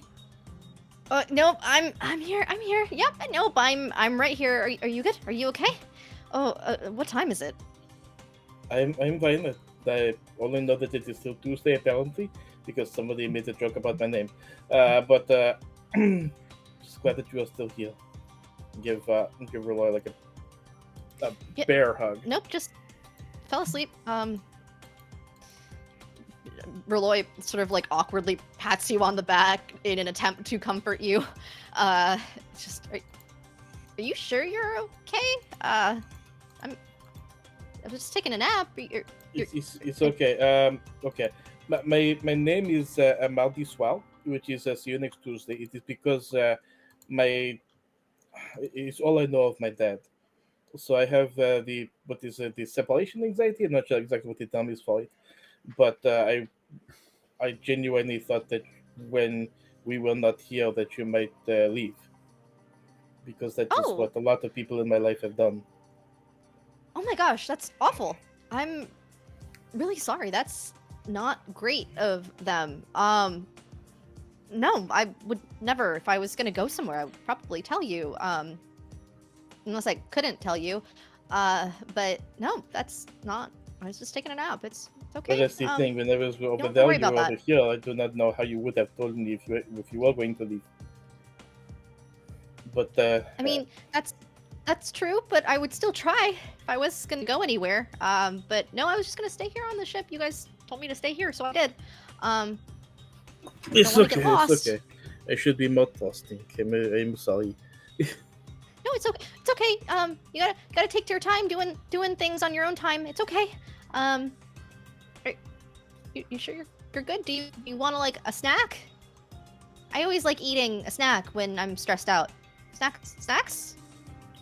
Sort of nibble on the collarbone. You know, you are a snack. Damn. bright red cherry tomato.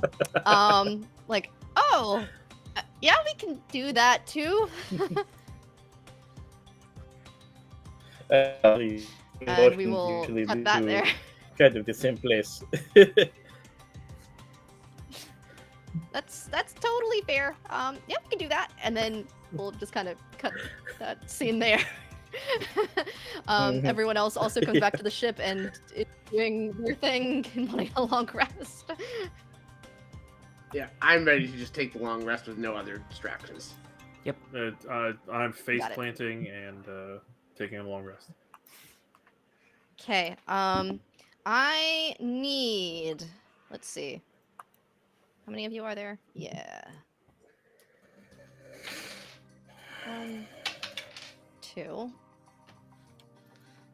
And Amar, if you eventually fall asleep. Arnil and Polly. I need all of you, please, to, when you fall asleep, make me a... Let's see. Wisdom saving throw, please. Oh, here's something interesting. I don't require sleep. I don't know if that throws a wrench in anything. So then you don't. No, you're good. Okay. I roll a 10. Okay. Do you still want me to roll that thing, or? No. Okay. 16. Okay. Arnil and Amar. Both of you sort of feel the effects of magic. Not entirely sure what. Sort of pass over you. Nothing happens. Polly. I think I just said the other person, right? Yep. Yes. Yes. You. What would a nightmare be for Polly? Losing her sense of taste. Oh no. Oh, how long does that last, by the way? How long did we say that was? 8 hours. You'll be fine when you wake up. Okay, that's good. I'll just dream about a souffle collapsing. No, I think honestly, a nightmare for Polly would be just it's so silly, but going into the kitchen and seeing that there's like it's time for her to prep the next meal, but there's just no food.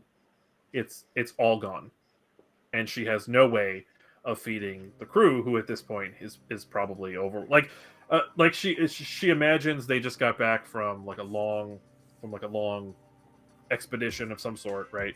And everyone's hungry, everyone's tired, everyone's ready to go and to eat, but she just doesn't have the means to supply. Like her job, she can't do her job, which is to feed the crew, because there's just no food. It's just not there at all. So you're having the I went to a test that I didn't study for dream. Kind of. She goes to cast the egg spell, because she always has that as a fallback option, right? And it just doesn't work. She's looking for anything she can find, anything to prep for anyone to eat, and there's just nothing. And everyone in the crew is looking at her, waiting for something, and there's nothing. And she has to walk up to everyone and say, "I'm sorry. I know that you're hungry. I can't feed you." I think for her that's probably up there. Now here's a follow-up question. In that sort of a nightmare, do you think Polly would have woken up and also cast the egg spell in sleep?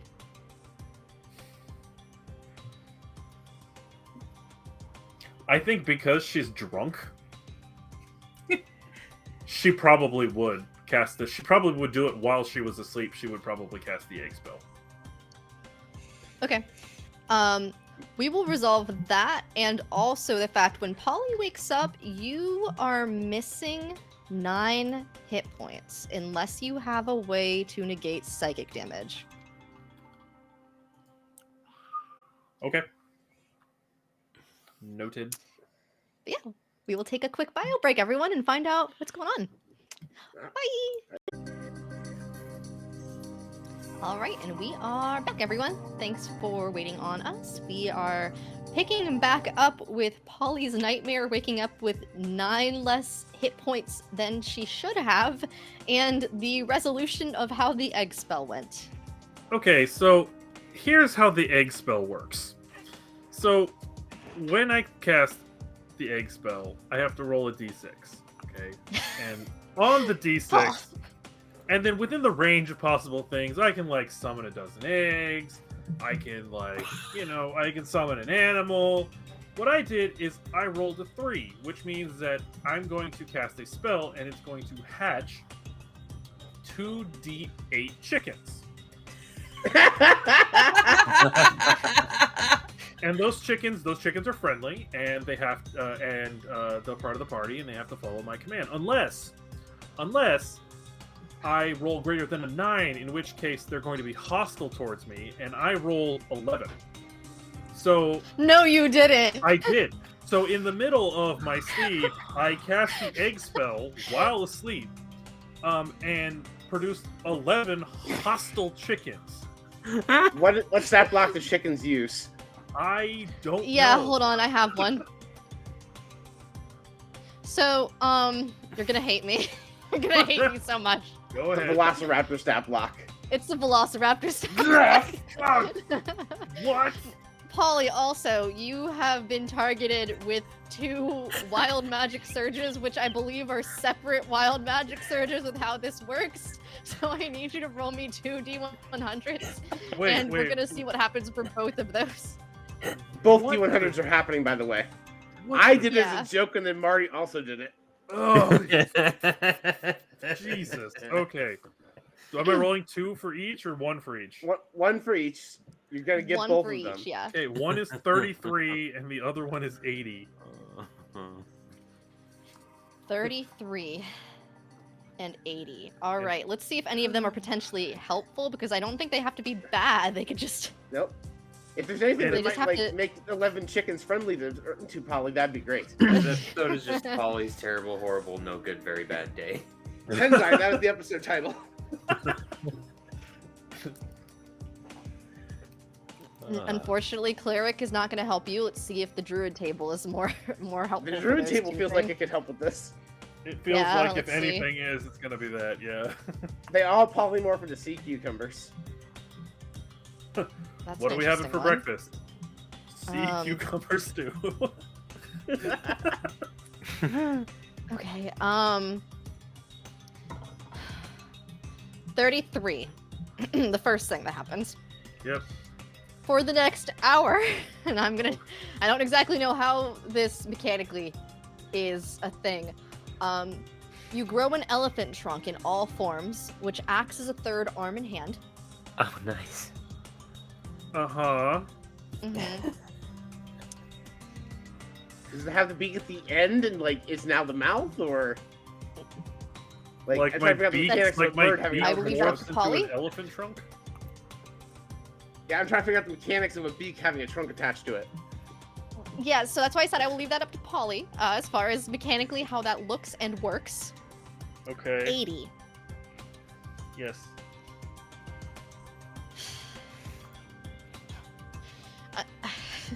Neither of these is helpful. Do you want druid or cleric?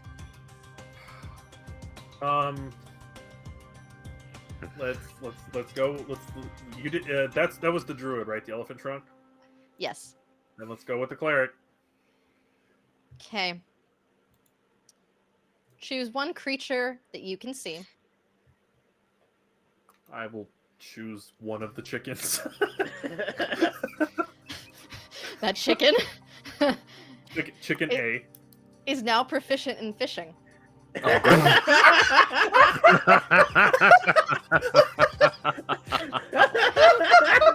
Oh my god, he breaks into Jake's room and eats the goldfish.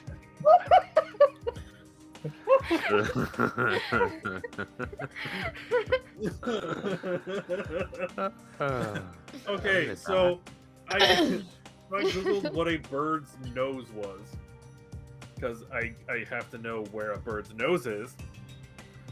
They don't really have noses, but they do have. What the hell do they have? They have things. Nostrils? Nostrils of some kind. Good lord. Okay.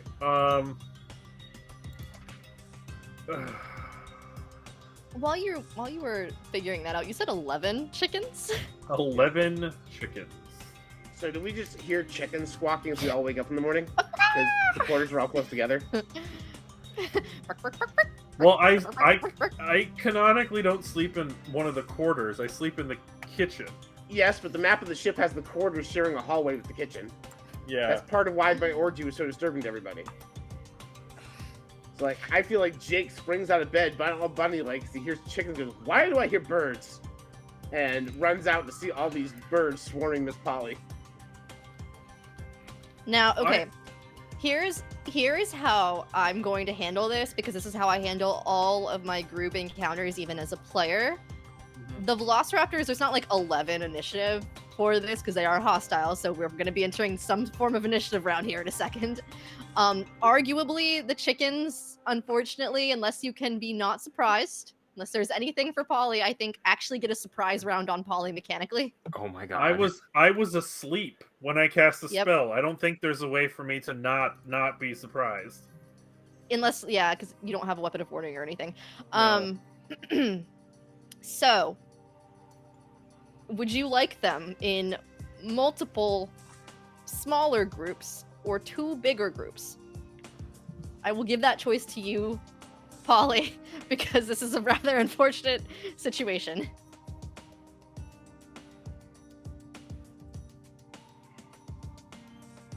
So multiple smaller groups just means that when they roll, they will be rolling multiple attacks in that number of groups. So like if you did it broken into 3 groups, it would be 3 groups that are attacking you all at once. If it was bigger groups, and only 2 times. So, you know, chance maybe they don't hit.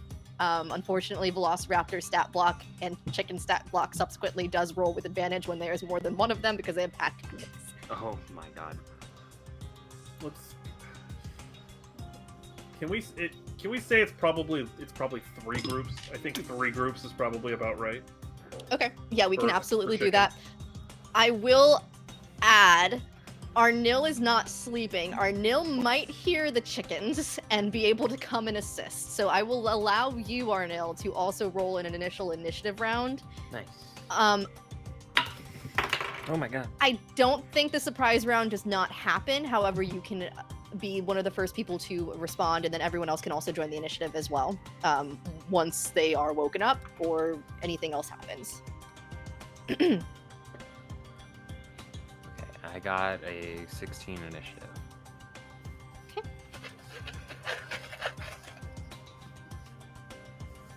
16 Arnil. Polly, what about you?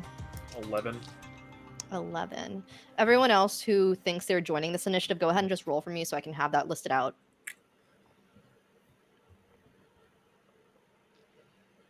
All right, Jake got a 13. Okay. Sarros and Amar. I'm not sure if Sarros would hear this, as he's made his quarters up in a tree. That's true. Sarros is a distance away. They will hear the commotion momentarily. Yep. I just wanted to make sure in case is otherwise occupied. Sure is. All right. If you guys join the initiative later, just let me know, and we will go ahead and add you guys in later. We said. I want to point something out, though. Yes. Arnil has an effect that happens when he rolls initiative.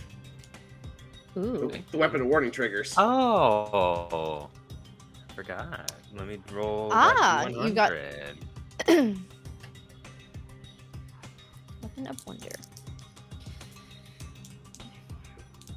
3. Come on, Arnil, get something really useful. I got 26.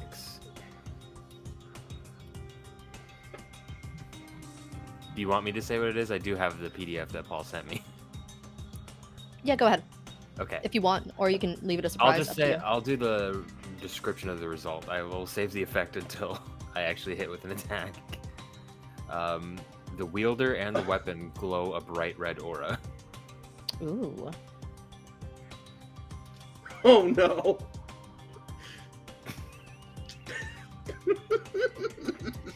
Alrighty, so surprise round. You know, as much as I planned an encounter for you guys to have to deal with, I didn't expect to actually need to use a Velociraptor stat block, so I'm gonna give me a moment. I'm just gonna go and ping Hoshi in Discord really quick. I have. All right, let's see. What are my bad dice? Where do my dice that roll bad exist at? You know, funny enough, my dinosaur dice actually do roll bad. We're going to use my dinosaur dice for this. And I actually have chicken dice. We'll use the chicken dice. Dinosaur and chicken. All right, let's see. First surprise round. Yeah, that's going to hit for that first group. Oh no. Yeah, all right. God, I promise, I am not trying to kill you, Polly. No, I know, it is what it is. All right, that is gonna hit, and then the second actually probably does not hit. So, this first group of Velociraptors, would you want me to just go ahead and roll all three groups and then tell you what that damage is gonna be? Yep, let's do it. Okay, first group's gonna hit. You know, at least these Velociraptors don't have Wintera's buffs, so it's not quite as bad. Is a 17 going to hit you? It is. That is a nat 20.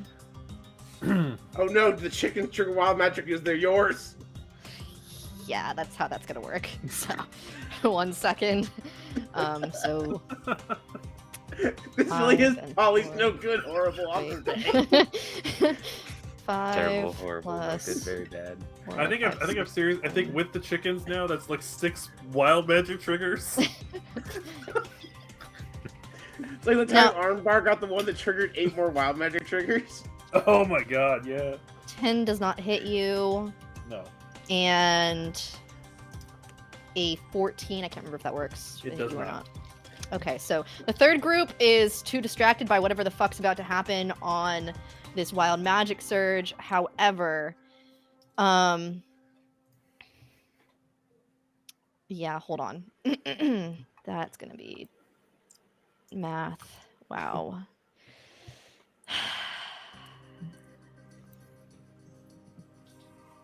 Wow. Okay, 14 plus 5 is 19 plus 23 plus not plus 23, but 23, 28, 33. Probably on top of the 9 psychic damage, it's gonna be 33 Velociraptor damage. That puts me below 0. Fuck. Arnil, you hear chicken chaos. Absolute, pure chicken chaos. Oh my god. You are next in the initiative order. I emerge into Polly's room from a hole in the wall. And I go, what is going on in here? Polly's out. Oh my god. Destroyed and battered by chickens. Captain! I totally hear this and will respond when it's my turn, but it's your turn. So to be clear, the wording of the egg spell says that they are hostile to me. Yeah. Well, they're about to be hostile to me because I'm about to start attacking some chickens. First attack is a nat 1. Oh no! No! Oh wait, hold on. Wait. We also have to resolve that nat 20 from the Velociraptors before we go forward with whatever is about to happen here. Maybe the natural 20 magically puts Polly back up. Yep. Polly, do you want to roll the wild magic, or do you want me to for the Velociraptor? I'll go ahead and do it. Is it at advantage? Yeah, Sorry, so it's roll two or 2 one. because Yep. 2. Yeah, Yeah, because it's a natural 20, so you get the better result. it's gonna be the better result. Hopefully, it's a better result for you, not So for the 75. Velociraptors. So 75 and 48. All right, 75 and 48. Let's check really quick. And Arnil, go ahead and roll the wild magic numbers just so we have them. No, that's not helpful.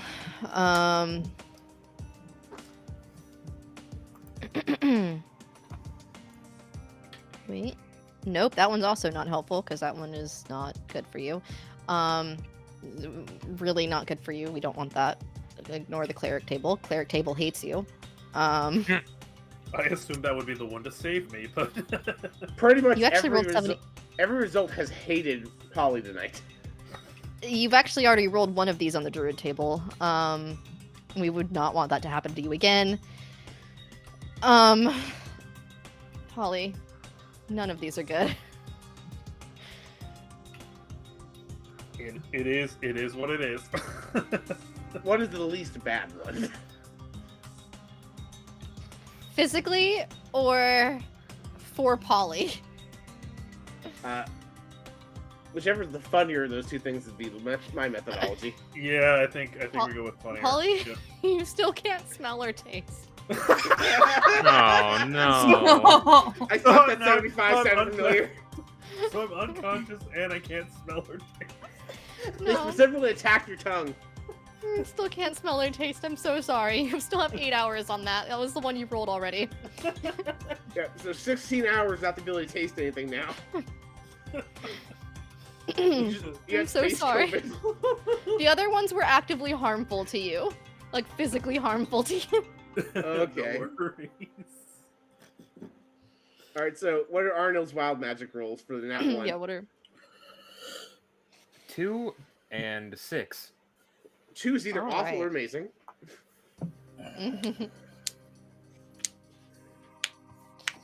Alright, let's see.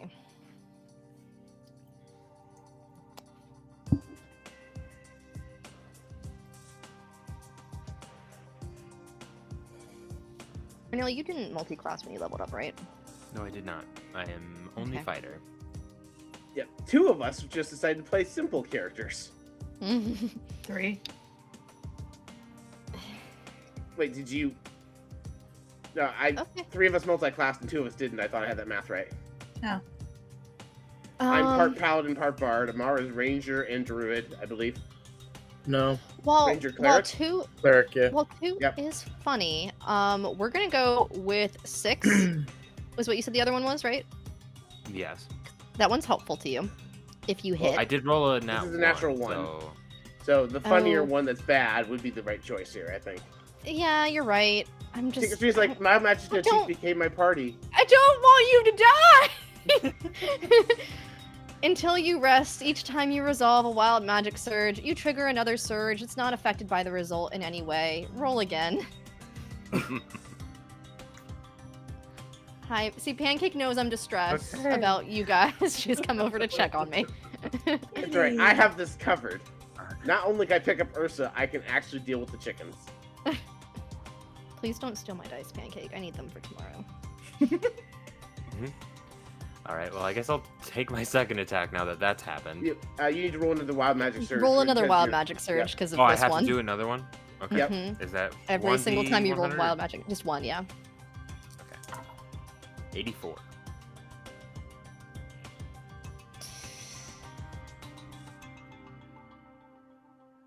Mm. Arnil. I can't.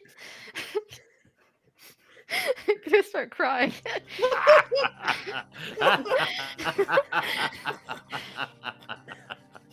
For the next minute, your favorite weapon transforms into a plowshare with all of the same mechanical attributes as the weapon. So, actually, that works great. Why don't we share with the audience what effect Arnil had on the weapon of wonder now that you just negated it? Yeah. So is that basically a magic spell on this? On the weapon of wonder? Swords of plowshares? Ah, yes, yes, it is. Yes, it is. Okay, so anytime I would have Nice. hit with an attack the weapon of wonder as with a 26 that I rolled, whenever I would have done damage, I would have taken half as much damage to myself. Oh my god. However, now it's turned into a plowshare. Which is probably just like a regular ass weapon that does probably 1d4 damage. It just says, oh, the wild magic thing. Sorry. Yeah. Yeah, now that you just have a plowshare, I'm guessing it's like a dagger, basically. No, it's like a whole, like, push it on the ground plow, I think. No, a plowshare is like a little sickle, right? No, a plowshare is like a garden hoe. Yeah, like, you're fine. You can still use it as a weapon. Okay, cool. I'll take my second attack now. Yeah, there is unfortunately no stat block for a plowshare, which is confusing. It's similar to wield to a spear. I say use the spear. It's basically a hoe. We can go with scimitar. I feel like that's probably the closest. Okay. Is that not just the same as a short sword? Yeah. There you go. You just have a regular short sword again. Your weapon was so cool, but terrifying for 5 seconds. Okay. I took my second attack, and it's a natural 20.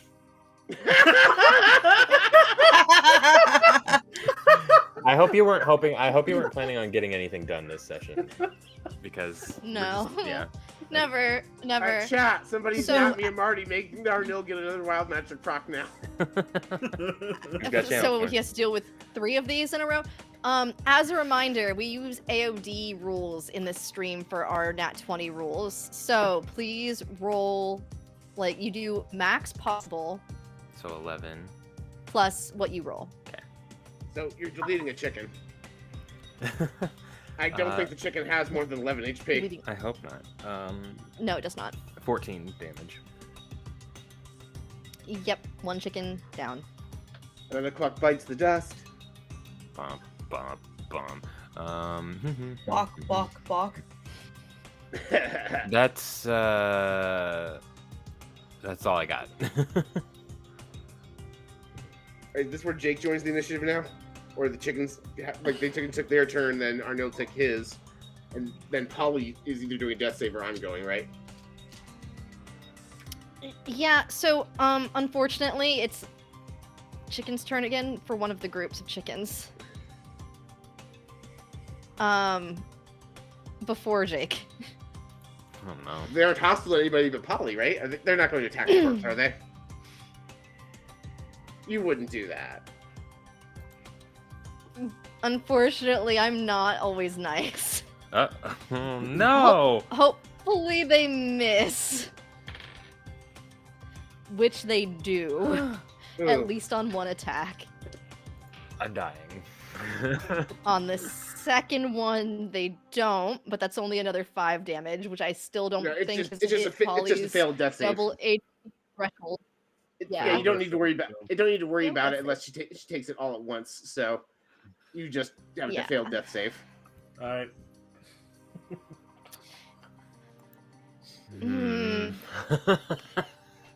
Now,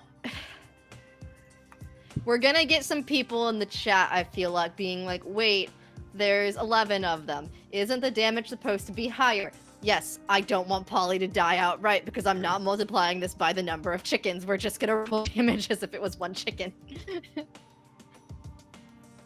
It's already bad enough.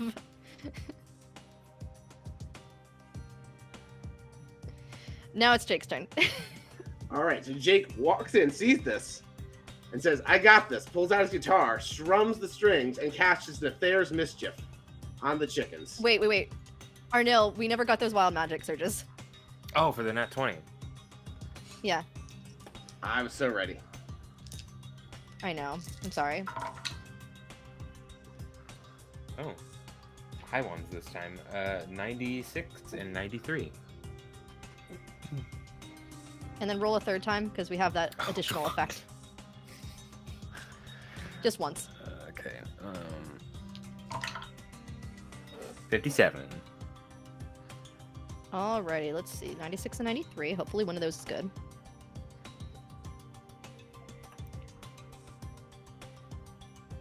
That one is negligible. That one is not currently helpful. We'll just go with the funnier one. For the next hour, your dominant hand switches sides. Oh. Wait. As a bug man, how many hands and legs do you have? I have 4. Right, which one are Tom? I have 4 arms. which of those 4 is the dominant arm?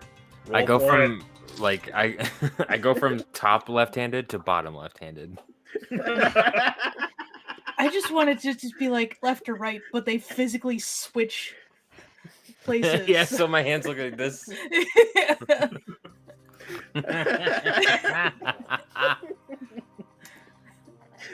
Arnil, Yes. choose a creature you can see any part of.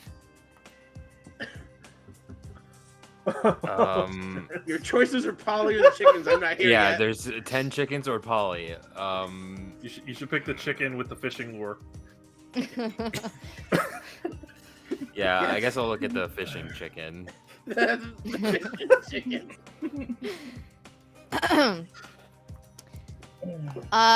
The lure. No, it wouldn't have acted as cover. All non-magical cover within 5 feet of them disintegrates. So just like there's a chest. Random barrel. Yeah, a random barrel in Polly's area that just kind of like turns to ash. Now there's just carrots everywhere. Yeah. Right, so now Jake Risky Business slides out with his guitar and casts the There's Mischief. First of all, do I proc Wild Magic? Of course you do. What are you talking about? No. This episode, probably. No, you don't. Oh. I roll a 1, so the chickens are all charmed as they smell the delicious smell of apples. They must pass a wisdom saving throw, and the DC is 15. Okay. Like, nice chickens, good chickens. Oh. They do. All 3 They groups, do. unfortunately. 15, 15, 14 on the die with a +1 modifier. Wow. I'm so sorry. They all pass. all pass. These are my bad dice, guys. These are supposed to roll bad. These dice. I was sure I'd at least get some of them. These dice, when I'm a player, always roll terrible. Okay, so that was the thing that didn't work. I don't know what I have for my bonus action wouldn't help right here because I can't cast Healing Word the same turn that I cast There's Mischief. I'm going to move and position myself to be a shield on Miss Paula. I'm just going to lay prostrate so that the birds can only get to me. Okay. Yep. But I'm in position such a way I'm not prone. They don't get double advantage. Okay. Sure. I don't think that's a thing, but sure. Exactly. All right. Is that it? Is that it for your turn? Yes. I also yell very loudly, Mr. Amar, Mr. Sarros, get down here. Yep. Polly, you're up. So I'm just rolling a death save, right? You are. All right. That's a 12. That passes. We have 1 pass and 1 fail. I think Sarros would have to hear all this and run down at this Same. point. Yep. What are your initiatives? Oh, actually, really quick, Arnil, roll Wisdom saving throw. You're in range of the chickens. Okay. Roll, Oh, for you were in charm. the range of the So we see whether or not you smell apples when they're charmed by me. Captain, I'm always charmed by you. That's a And Sarros is a 21 initiative. Ooh, okay. We will come back up to you in a moment once we get there. Amar, what about you?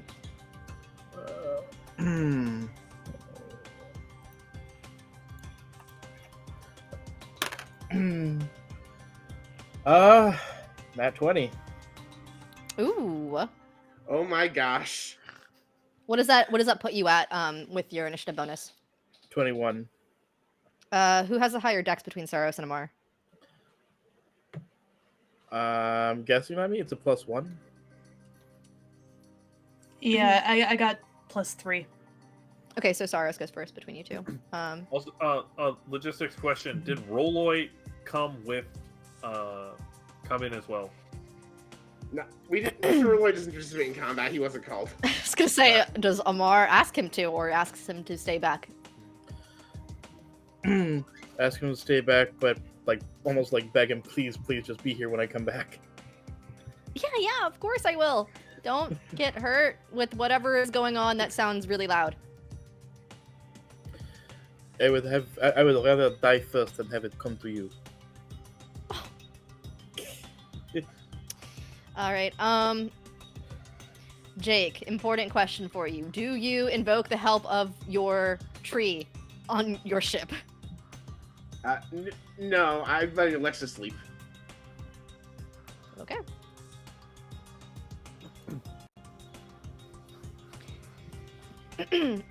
And then another important question for anyone on the ship: is anyone calling out to any friends in the area via speaking stone to see if they can come and assist?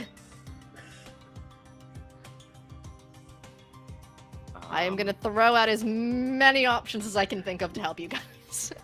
I don't have any friends. I'm trying to think if there's anything I can think of to ask Alexa to do that would actually be helpful here. Alexa, play soothing music to calm the chickens. Well, she has a stat block. She can help in some ways. She grew giant vines to create a barrier. Remember? Alexa, Right. protect Polly, please. I was gonna say, I'm not asking if you want her to help because she won't be helpful. Oh, I was like, we have the tree She high will on help in mushrooms. I feel some like she way. might hurt this encounter.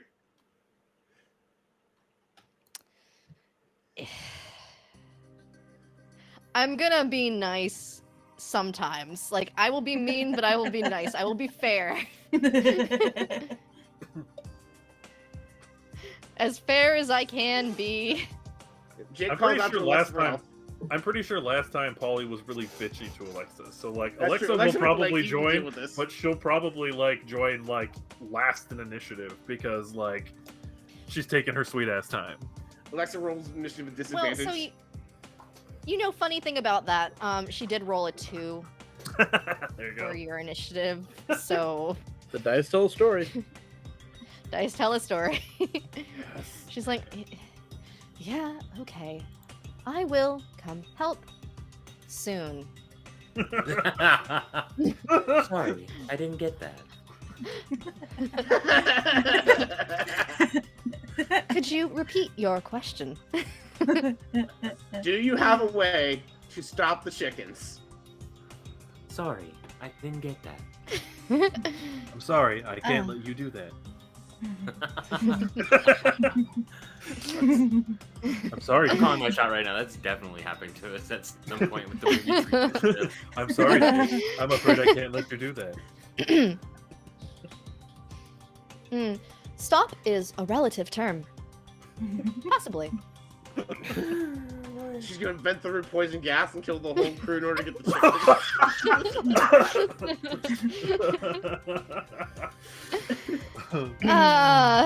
Okay. All right. That Jake, yeah, it's your turn. Polly, we did. Yep. You are acting as a shield Yes. on Polly. I don't know if the mechanical means they're attacking me or if Polly just gets cover, whichever you prefer. They're hostile. Oh god, that's a hard choice.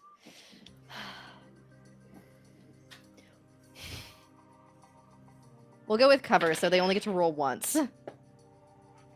Okay. Okay. There's those bad rolls I wanted. Alright. Yep. That was a bunch of 2s and 3s. That's what I think of. Alright. those dinosaurs miss. Second group of dinosaurs also misses.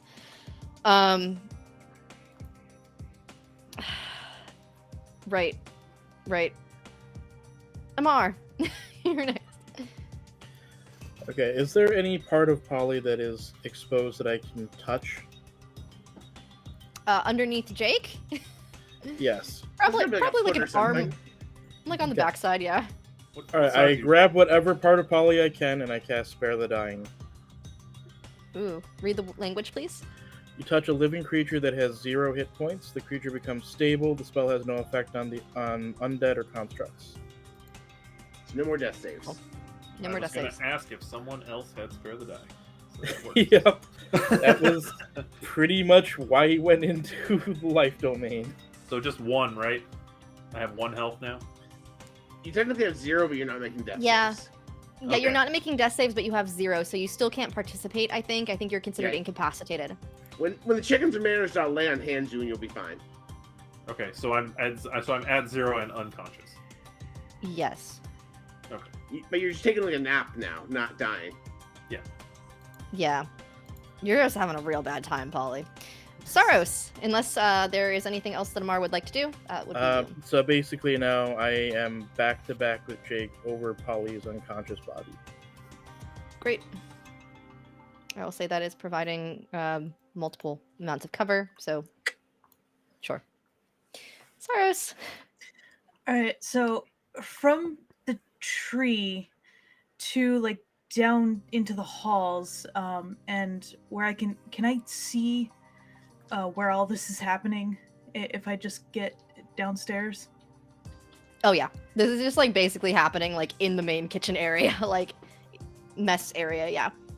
All right. So once I get downstairs, I'm going to face step and land in an unoccupied space, and all of the chicken velociraptors have to take 3 fire damage. Okay. Sure, they do. They're little burnt feathers, still standing. I want to make fried chicken. And then, as that's my bonus action, I am just going to pick one and whack it with a stick. Okie dokie. Golf swing. There's 2 groups of 3 and 1 group of 4 at the moment. Wait, Go for the didn't group of Arnil 4. disintegrate one of the 11 chickens? No, I just Yeah, there were 2 integrated a groups of 4 barrel. and 1 group of 3.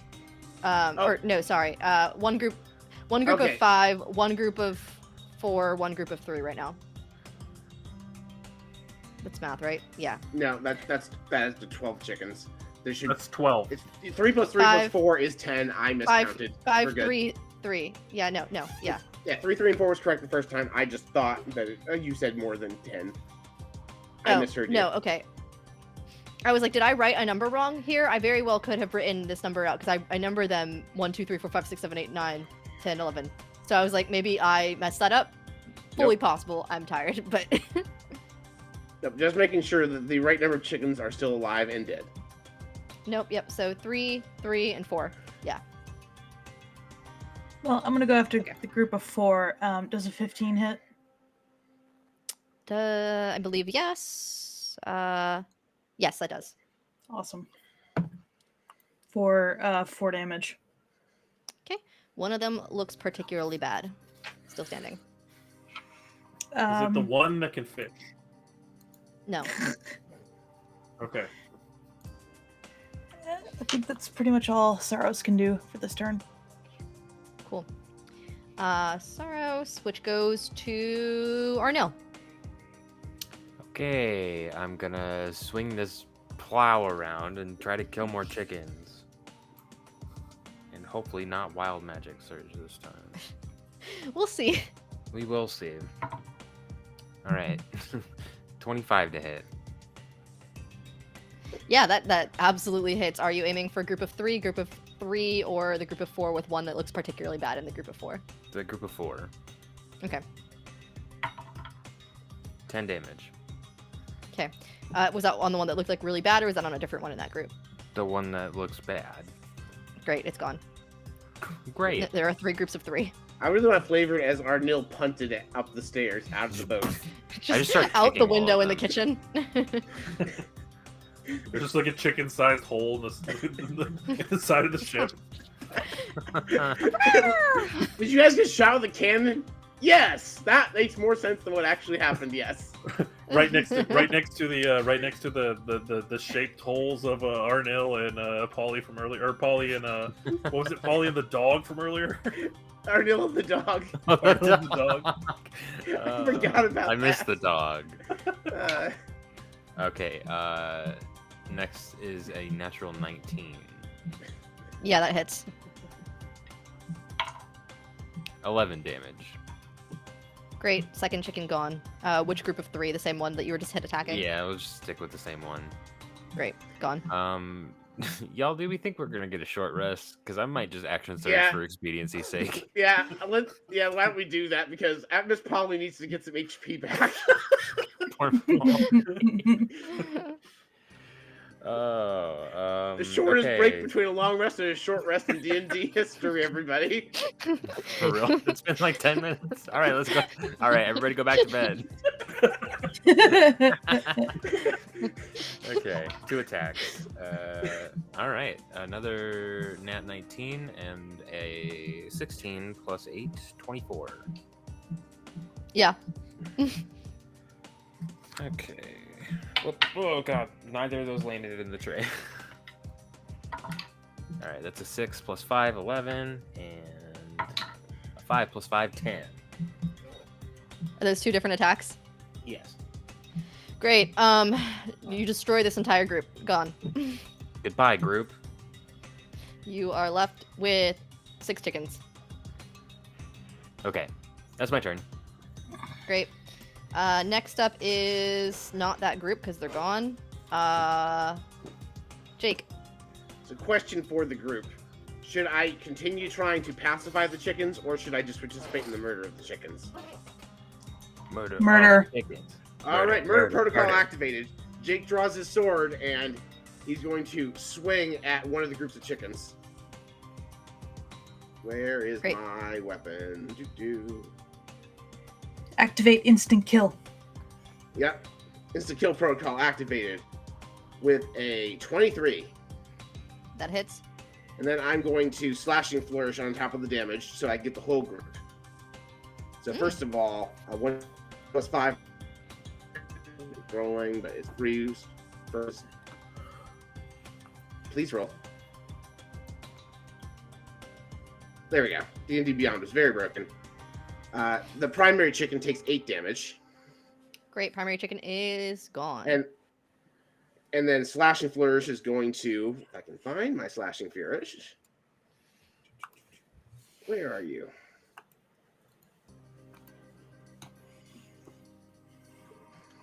Your bonus actions. All right. Use a bardic inspiration for the flourish.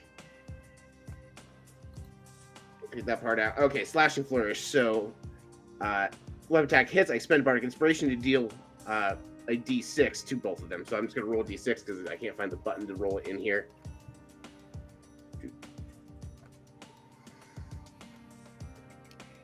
4 damage to each of the other chickens in that group. Great. Those 2 look bad, but they are still standing.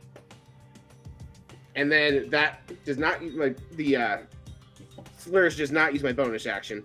So I'm going to healing word Miss Polly. Okay. Healing word is going to Miss Polly heals 5 HP. Do I proc wild magic? Oh, Yes. God bless. 95. God, it turns out that all birds within a 5-mile radius are just now dead. You're a bird! Would you though?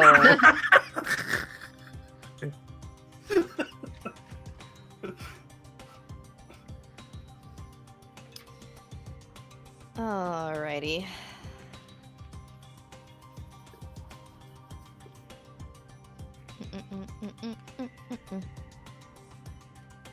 Hopefully this is helpful.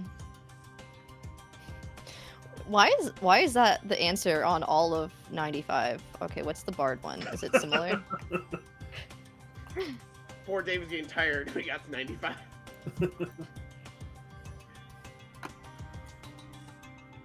Like, it's wild that They're all skill swaps, right?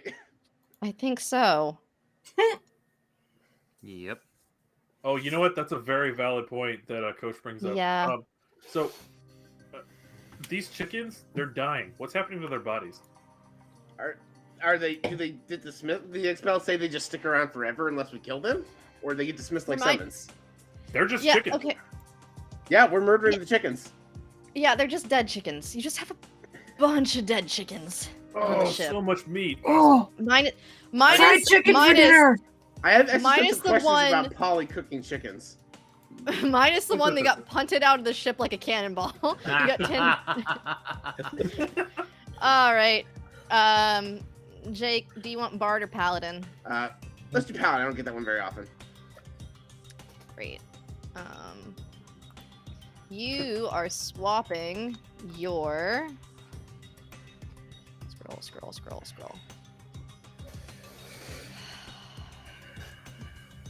Your total bonuses for intimidation and stealth for the next 10 minutes. Interesting. 5.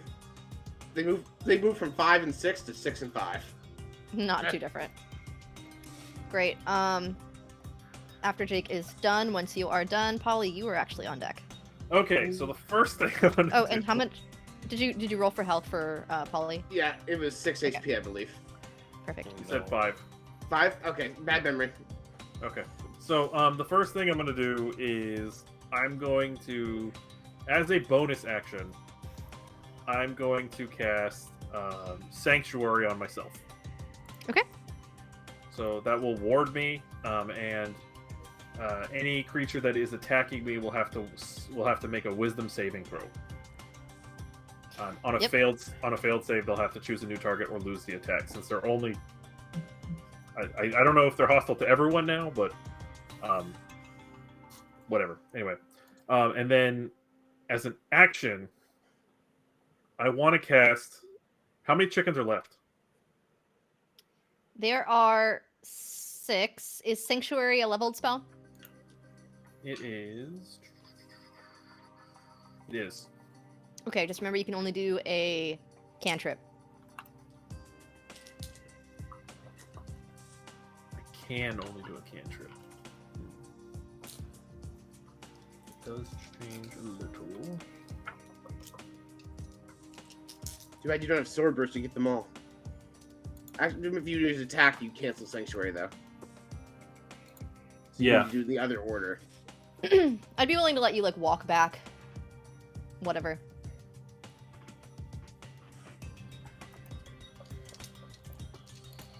What I wanted to do is I wanted to cast Speak with Animals afterwards, but that is not going to work. So, let's go with... I don't know if you could dissuade them that we killed half of their flock. That's why I was going to use it. I was going to try to convince them to back down because we've killed half their flock. Just send this horde of hostile chickens into the city. Caverns of the city. We're just living Link's worst nightmare from Legend of Zelda right now. Oh god. Right. Question about snare. Does snare only work on one creature? What's the language of it?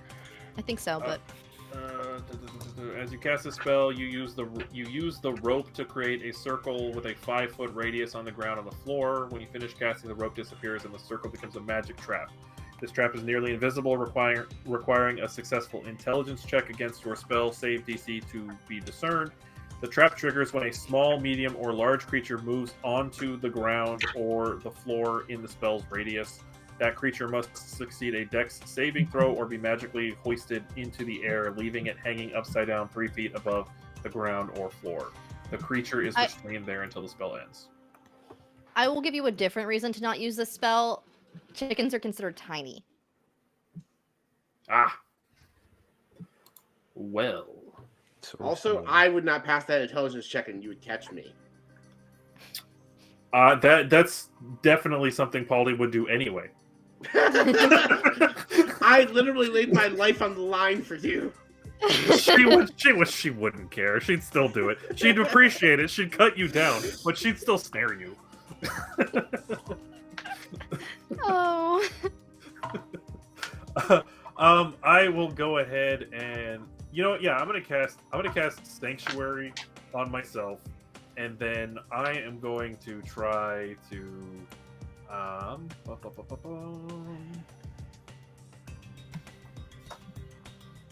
going to. I want to hold. I can hold action, right? Mhm. Okay. I'm going to hold. No, you could. You could also take the dodge action, so even if they pass the save, they have disadvantage on the attack. Mhm. Oh, there you go. Yeah, I'll take the dodge. Okay. That'll work. Yeah. Perfect. Great. Next up is the Velociraptors. So they have to pass what was it? The wisdom save? They have to pass. I just had it. Where the hell is it? They have to pass a 14 wisdom save. One of them does. One of the groups does. One of the groups does not. So that other group just loses that attack. The other group passing it, they can attack you. Is that how Sanctuary is? Yes. Yes. Yeah. But they because probably to the dodge action, their pack tactics will be a neutral roll. Yep. I don't think that hits because that's a 13. 14 didn't hit you earlier, so nope, they don't hit. They're just trying to chase after you. It's literally like Zelda's. It's literally Link's worst nightmare. You're right. Yep. Come on, me hearties. We're having chicken and waffles for breakfast today. Next on deck, after the Velociraptors, is actually going to be Alexa. She's finally kind of meandered her little dryad self on over, just kind of watching. Just, why are there so many chickens on the ship? For once, it wasn't me. I literally just woke up and there were these chickens attacking. You know, Polly, at first I liked you. Damn. Now we got bad blood. Can we talk about this later, please? Oh, that's the other show. Yep. She's gonna shillelagh and try to attack with her club that she pulls out, which is basically just like a branch she pulls out from like part of her body. I'm just picturing her It's like she a just ripped vine off holding her a own shillelagh. arm and uses it as a weapon. Yep. She beats that up. That's a beaten up chicken. And she does enough damage to destroy one of the chickens. So she's just being salty, but one of the untouched groups, like the untouched group of 3, one of those chickens is just flat in the ground like a pancake. And then I think that's all she will do right now. But yeah, she's just existing. After her is back up to Amar. Are there still chickens that are conscious? Yes. Yep, there are 4. 2 look particularly bad. 2 of them look a little hurt. Alright, I'm gonna pull out 2 daggers and go at the ones that don't seem very hurt. Okay. One of the ones that is not as hurt is one of the ones holding the fishing lure. Whether that affects Polly or not, as far as what Polly is asking of you guys. Polly wants to keep that one alive as a pet, maybe. Oh my god, could you imagine? A proficient fishing chicken? And it's constantly angry. And it's constantly trying to eat Jake's goldfish. Wait, if the fishing chicken is left alive, then we can have both.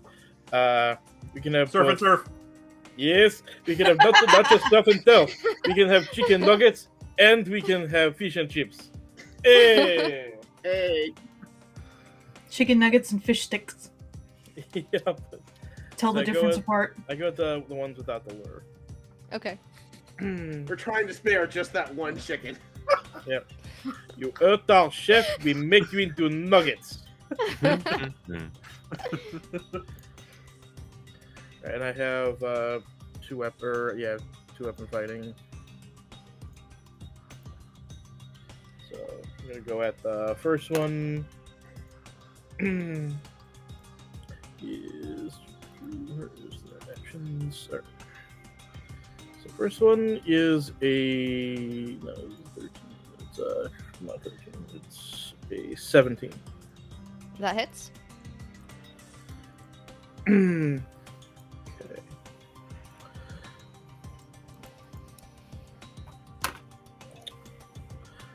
Alright, so I do 7 damage to it. It is gone. That was exactly what you needed. Nice. Alright, second one is an 18, so pretty sure Also that hit. one hits. And then damage is 8.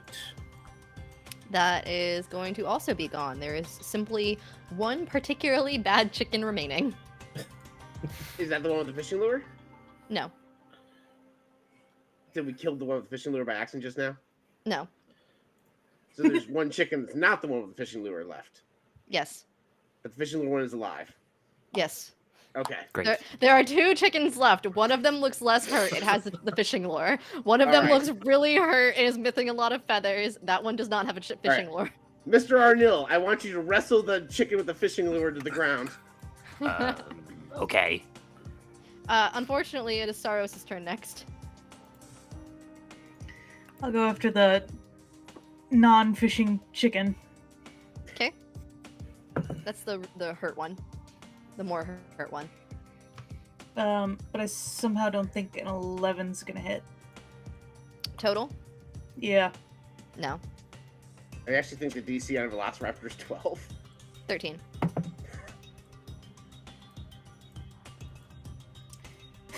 $12. 12. Oh.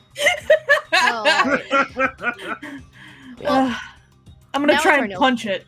No, I'm taking the 2 punches because Oh, okay. out of pride, just whiffed it. I'm just gonna try and Out of kick pride. it. Get another cannonball chicken. Well, at least this one is a 20 to hit. Natural or non-nat? Non, it's 14 Okay. plus 6. So. Yep, that'll do it. Mm-hmm. So that is 6 damage. Oh, that one's dead. You just Woohoo! what do you do? What do you do with that chicken? Does it get punted? Does it? I just punched it into the wall. Okay. It bounces off the wall and lands in this conveniently placed stew pot. Wait. Just roll me a luck check really quick. Let me see if it goes through the hole the other chicken caused. Just a flat d20. Go! 12. Okay, no, it doesn't. Aw. If you'd rolled a 1 or a 20, I was gonna say yeah, it does.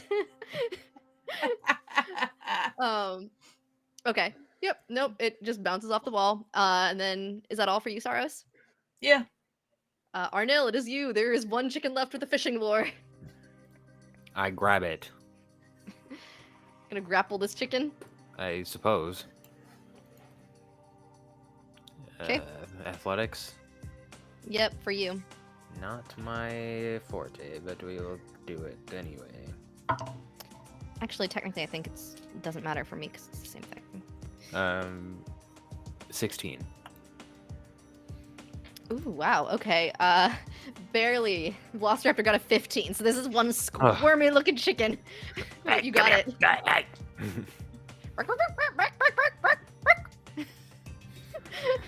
It's barking?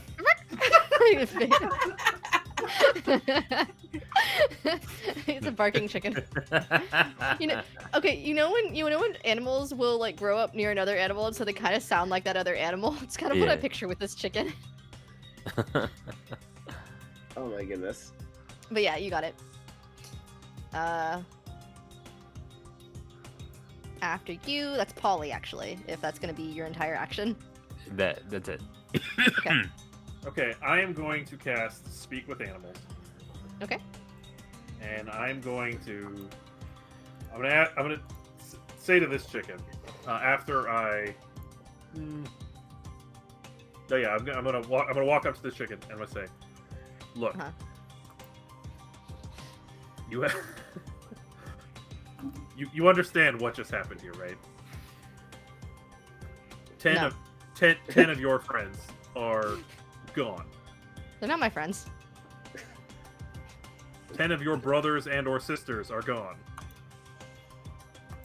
Huh? What's your beef with me? What did Polly say? What's your beef with me? What's beef? Not beef, Oh. chicken. Where's the beef? You snored at me. You know what? It's a medical condition. I'm sorry. But Polly has sleep apnea. Polly has Aw. Look, is there any way? And I'm gonna pull out. I'm gonna pull some. Since we're in the kitchen, I'll go find like some grain, some corn feed maybe. We'll be like, is there any way that we can just put this behind us, and maybe we work together? Okay, roll me a persuasion check. Well, shouldn't it be animal handling? You can pick actually, animal handling or persuasion. If it's persuasion, I can offer the help action because I am proficient.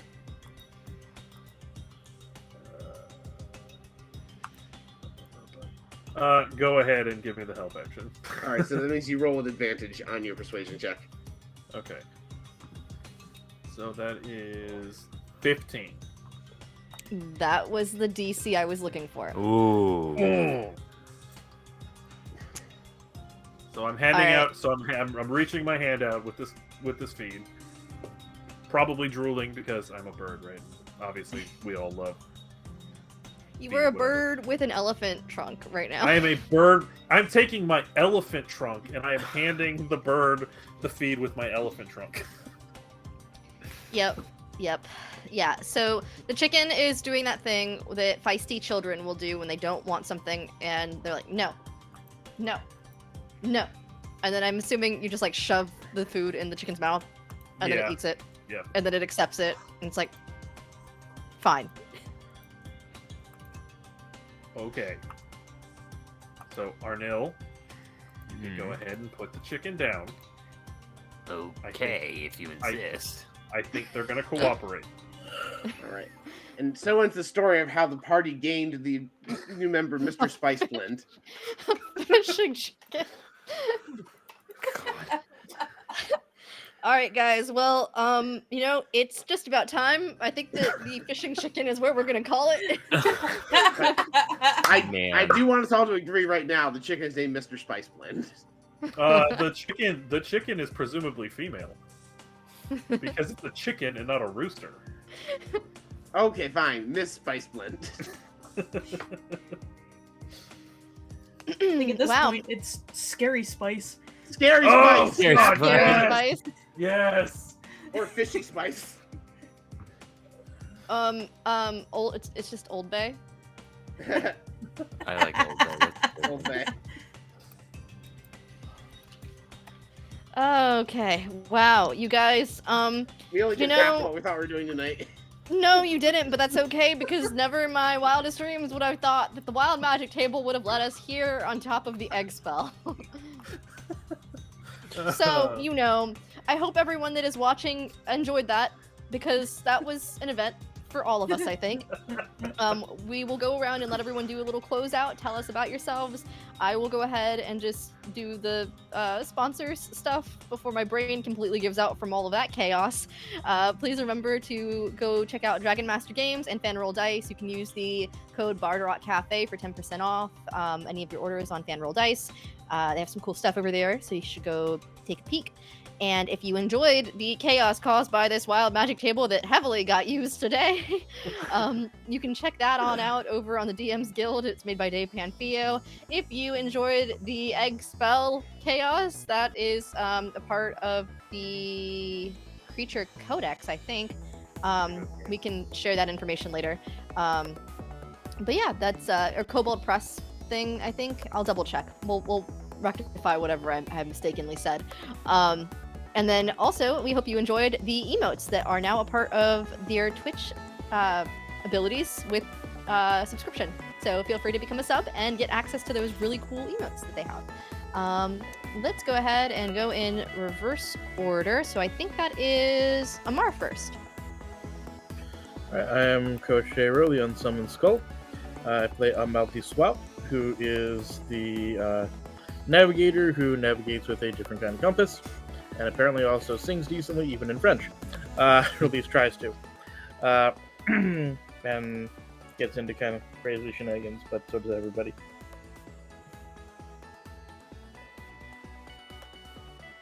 Sweet. Polly. Hi, I'm Ursa. And I played Polly. Rolling way too many nat ones tonight.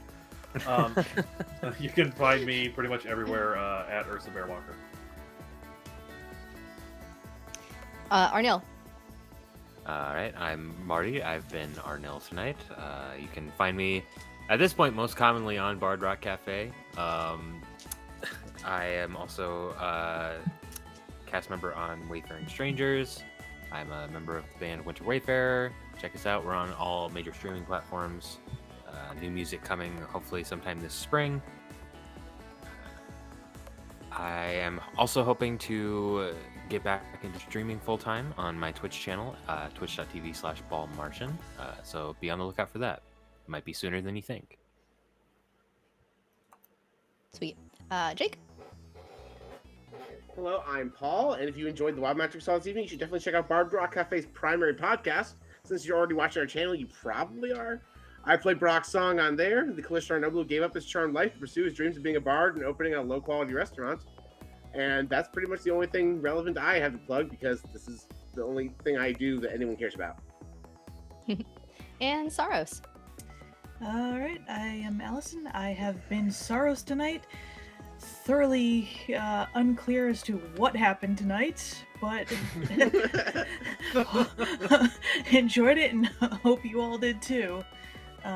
This is where I can be found primarily, so tune in. And I am Xtina, or Xtina across the internet. You can pretty much find me anywhere at Greekachu.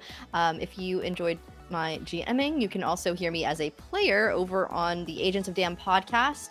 We are about to end our first campaign, and then we'll be starting up in probably a month or two after a brief hiatus. More information to come on our social media with campaign 2, with some fun, exciting changes coming. So make sure, if you enjoy that, come check us out. We don't use wild magic to that extent, unfortunately, but we do get up to our own shenanigans, so lots of fun. It looks like we are going to be rating Oodles of Noodles? Or Oodles of Noodle. Yes. _ Yes. So, thanks for watching, everyone. Hope you have a good rest of your night. Bye.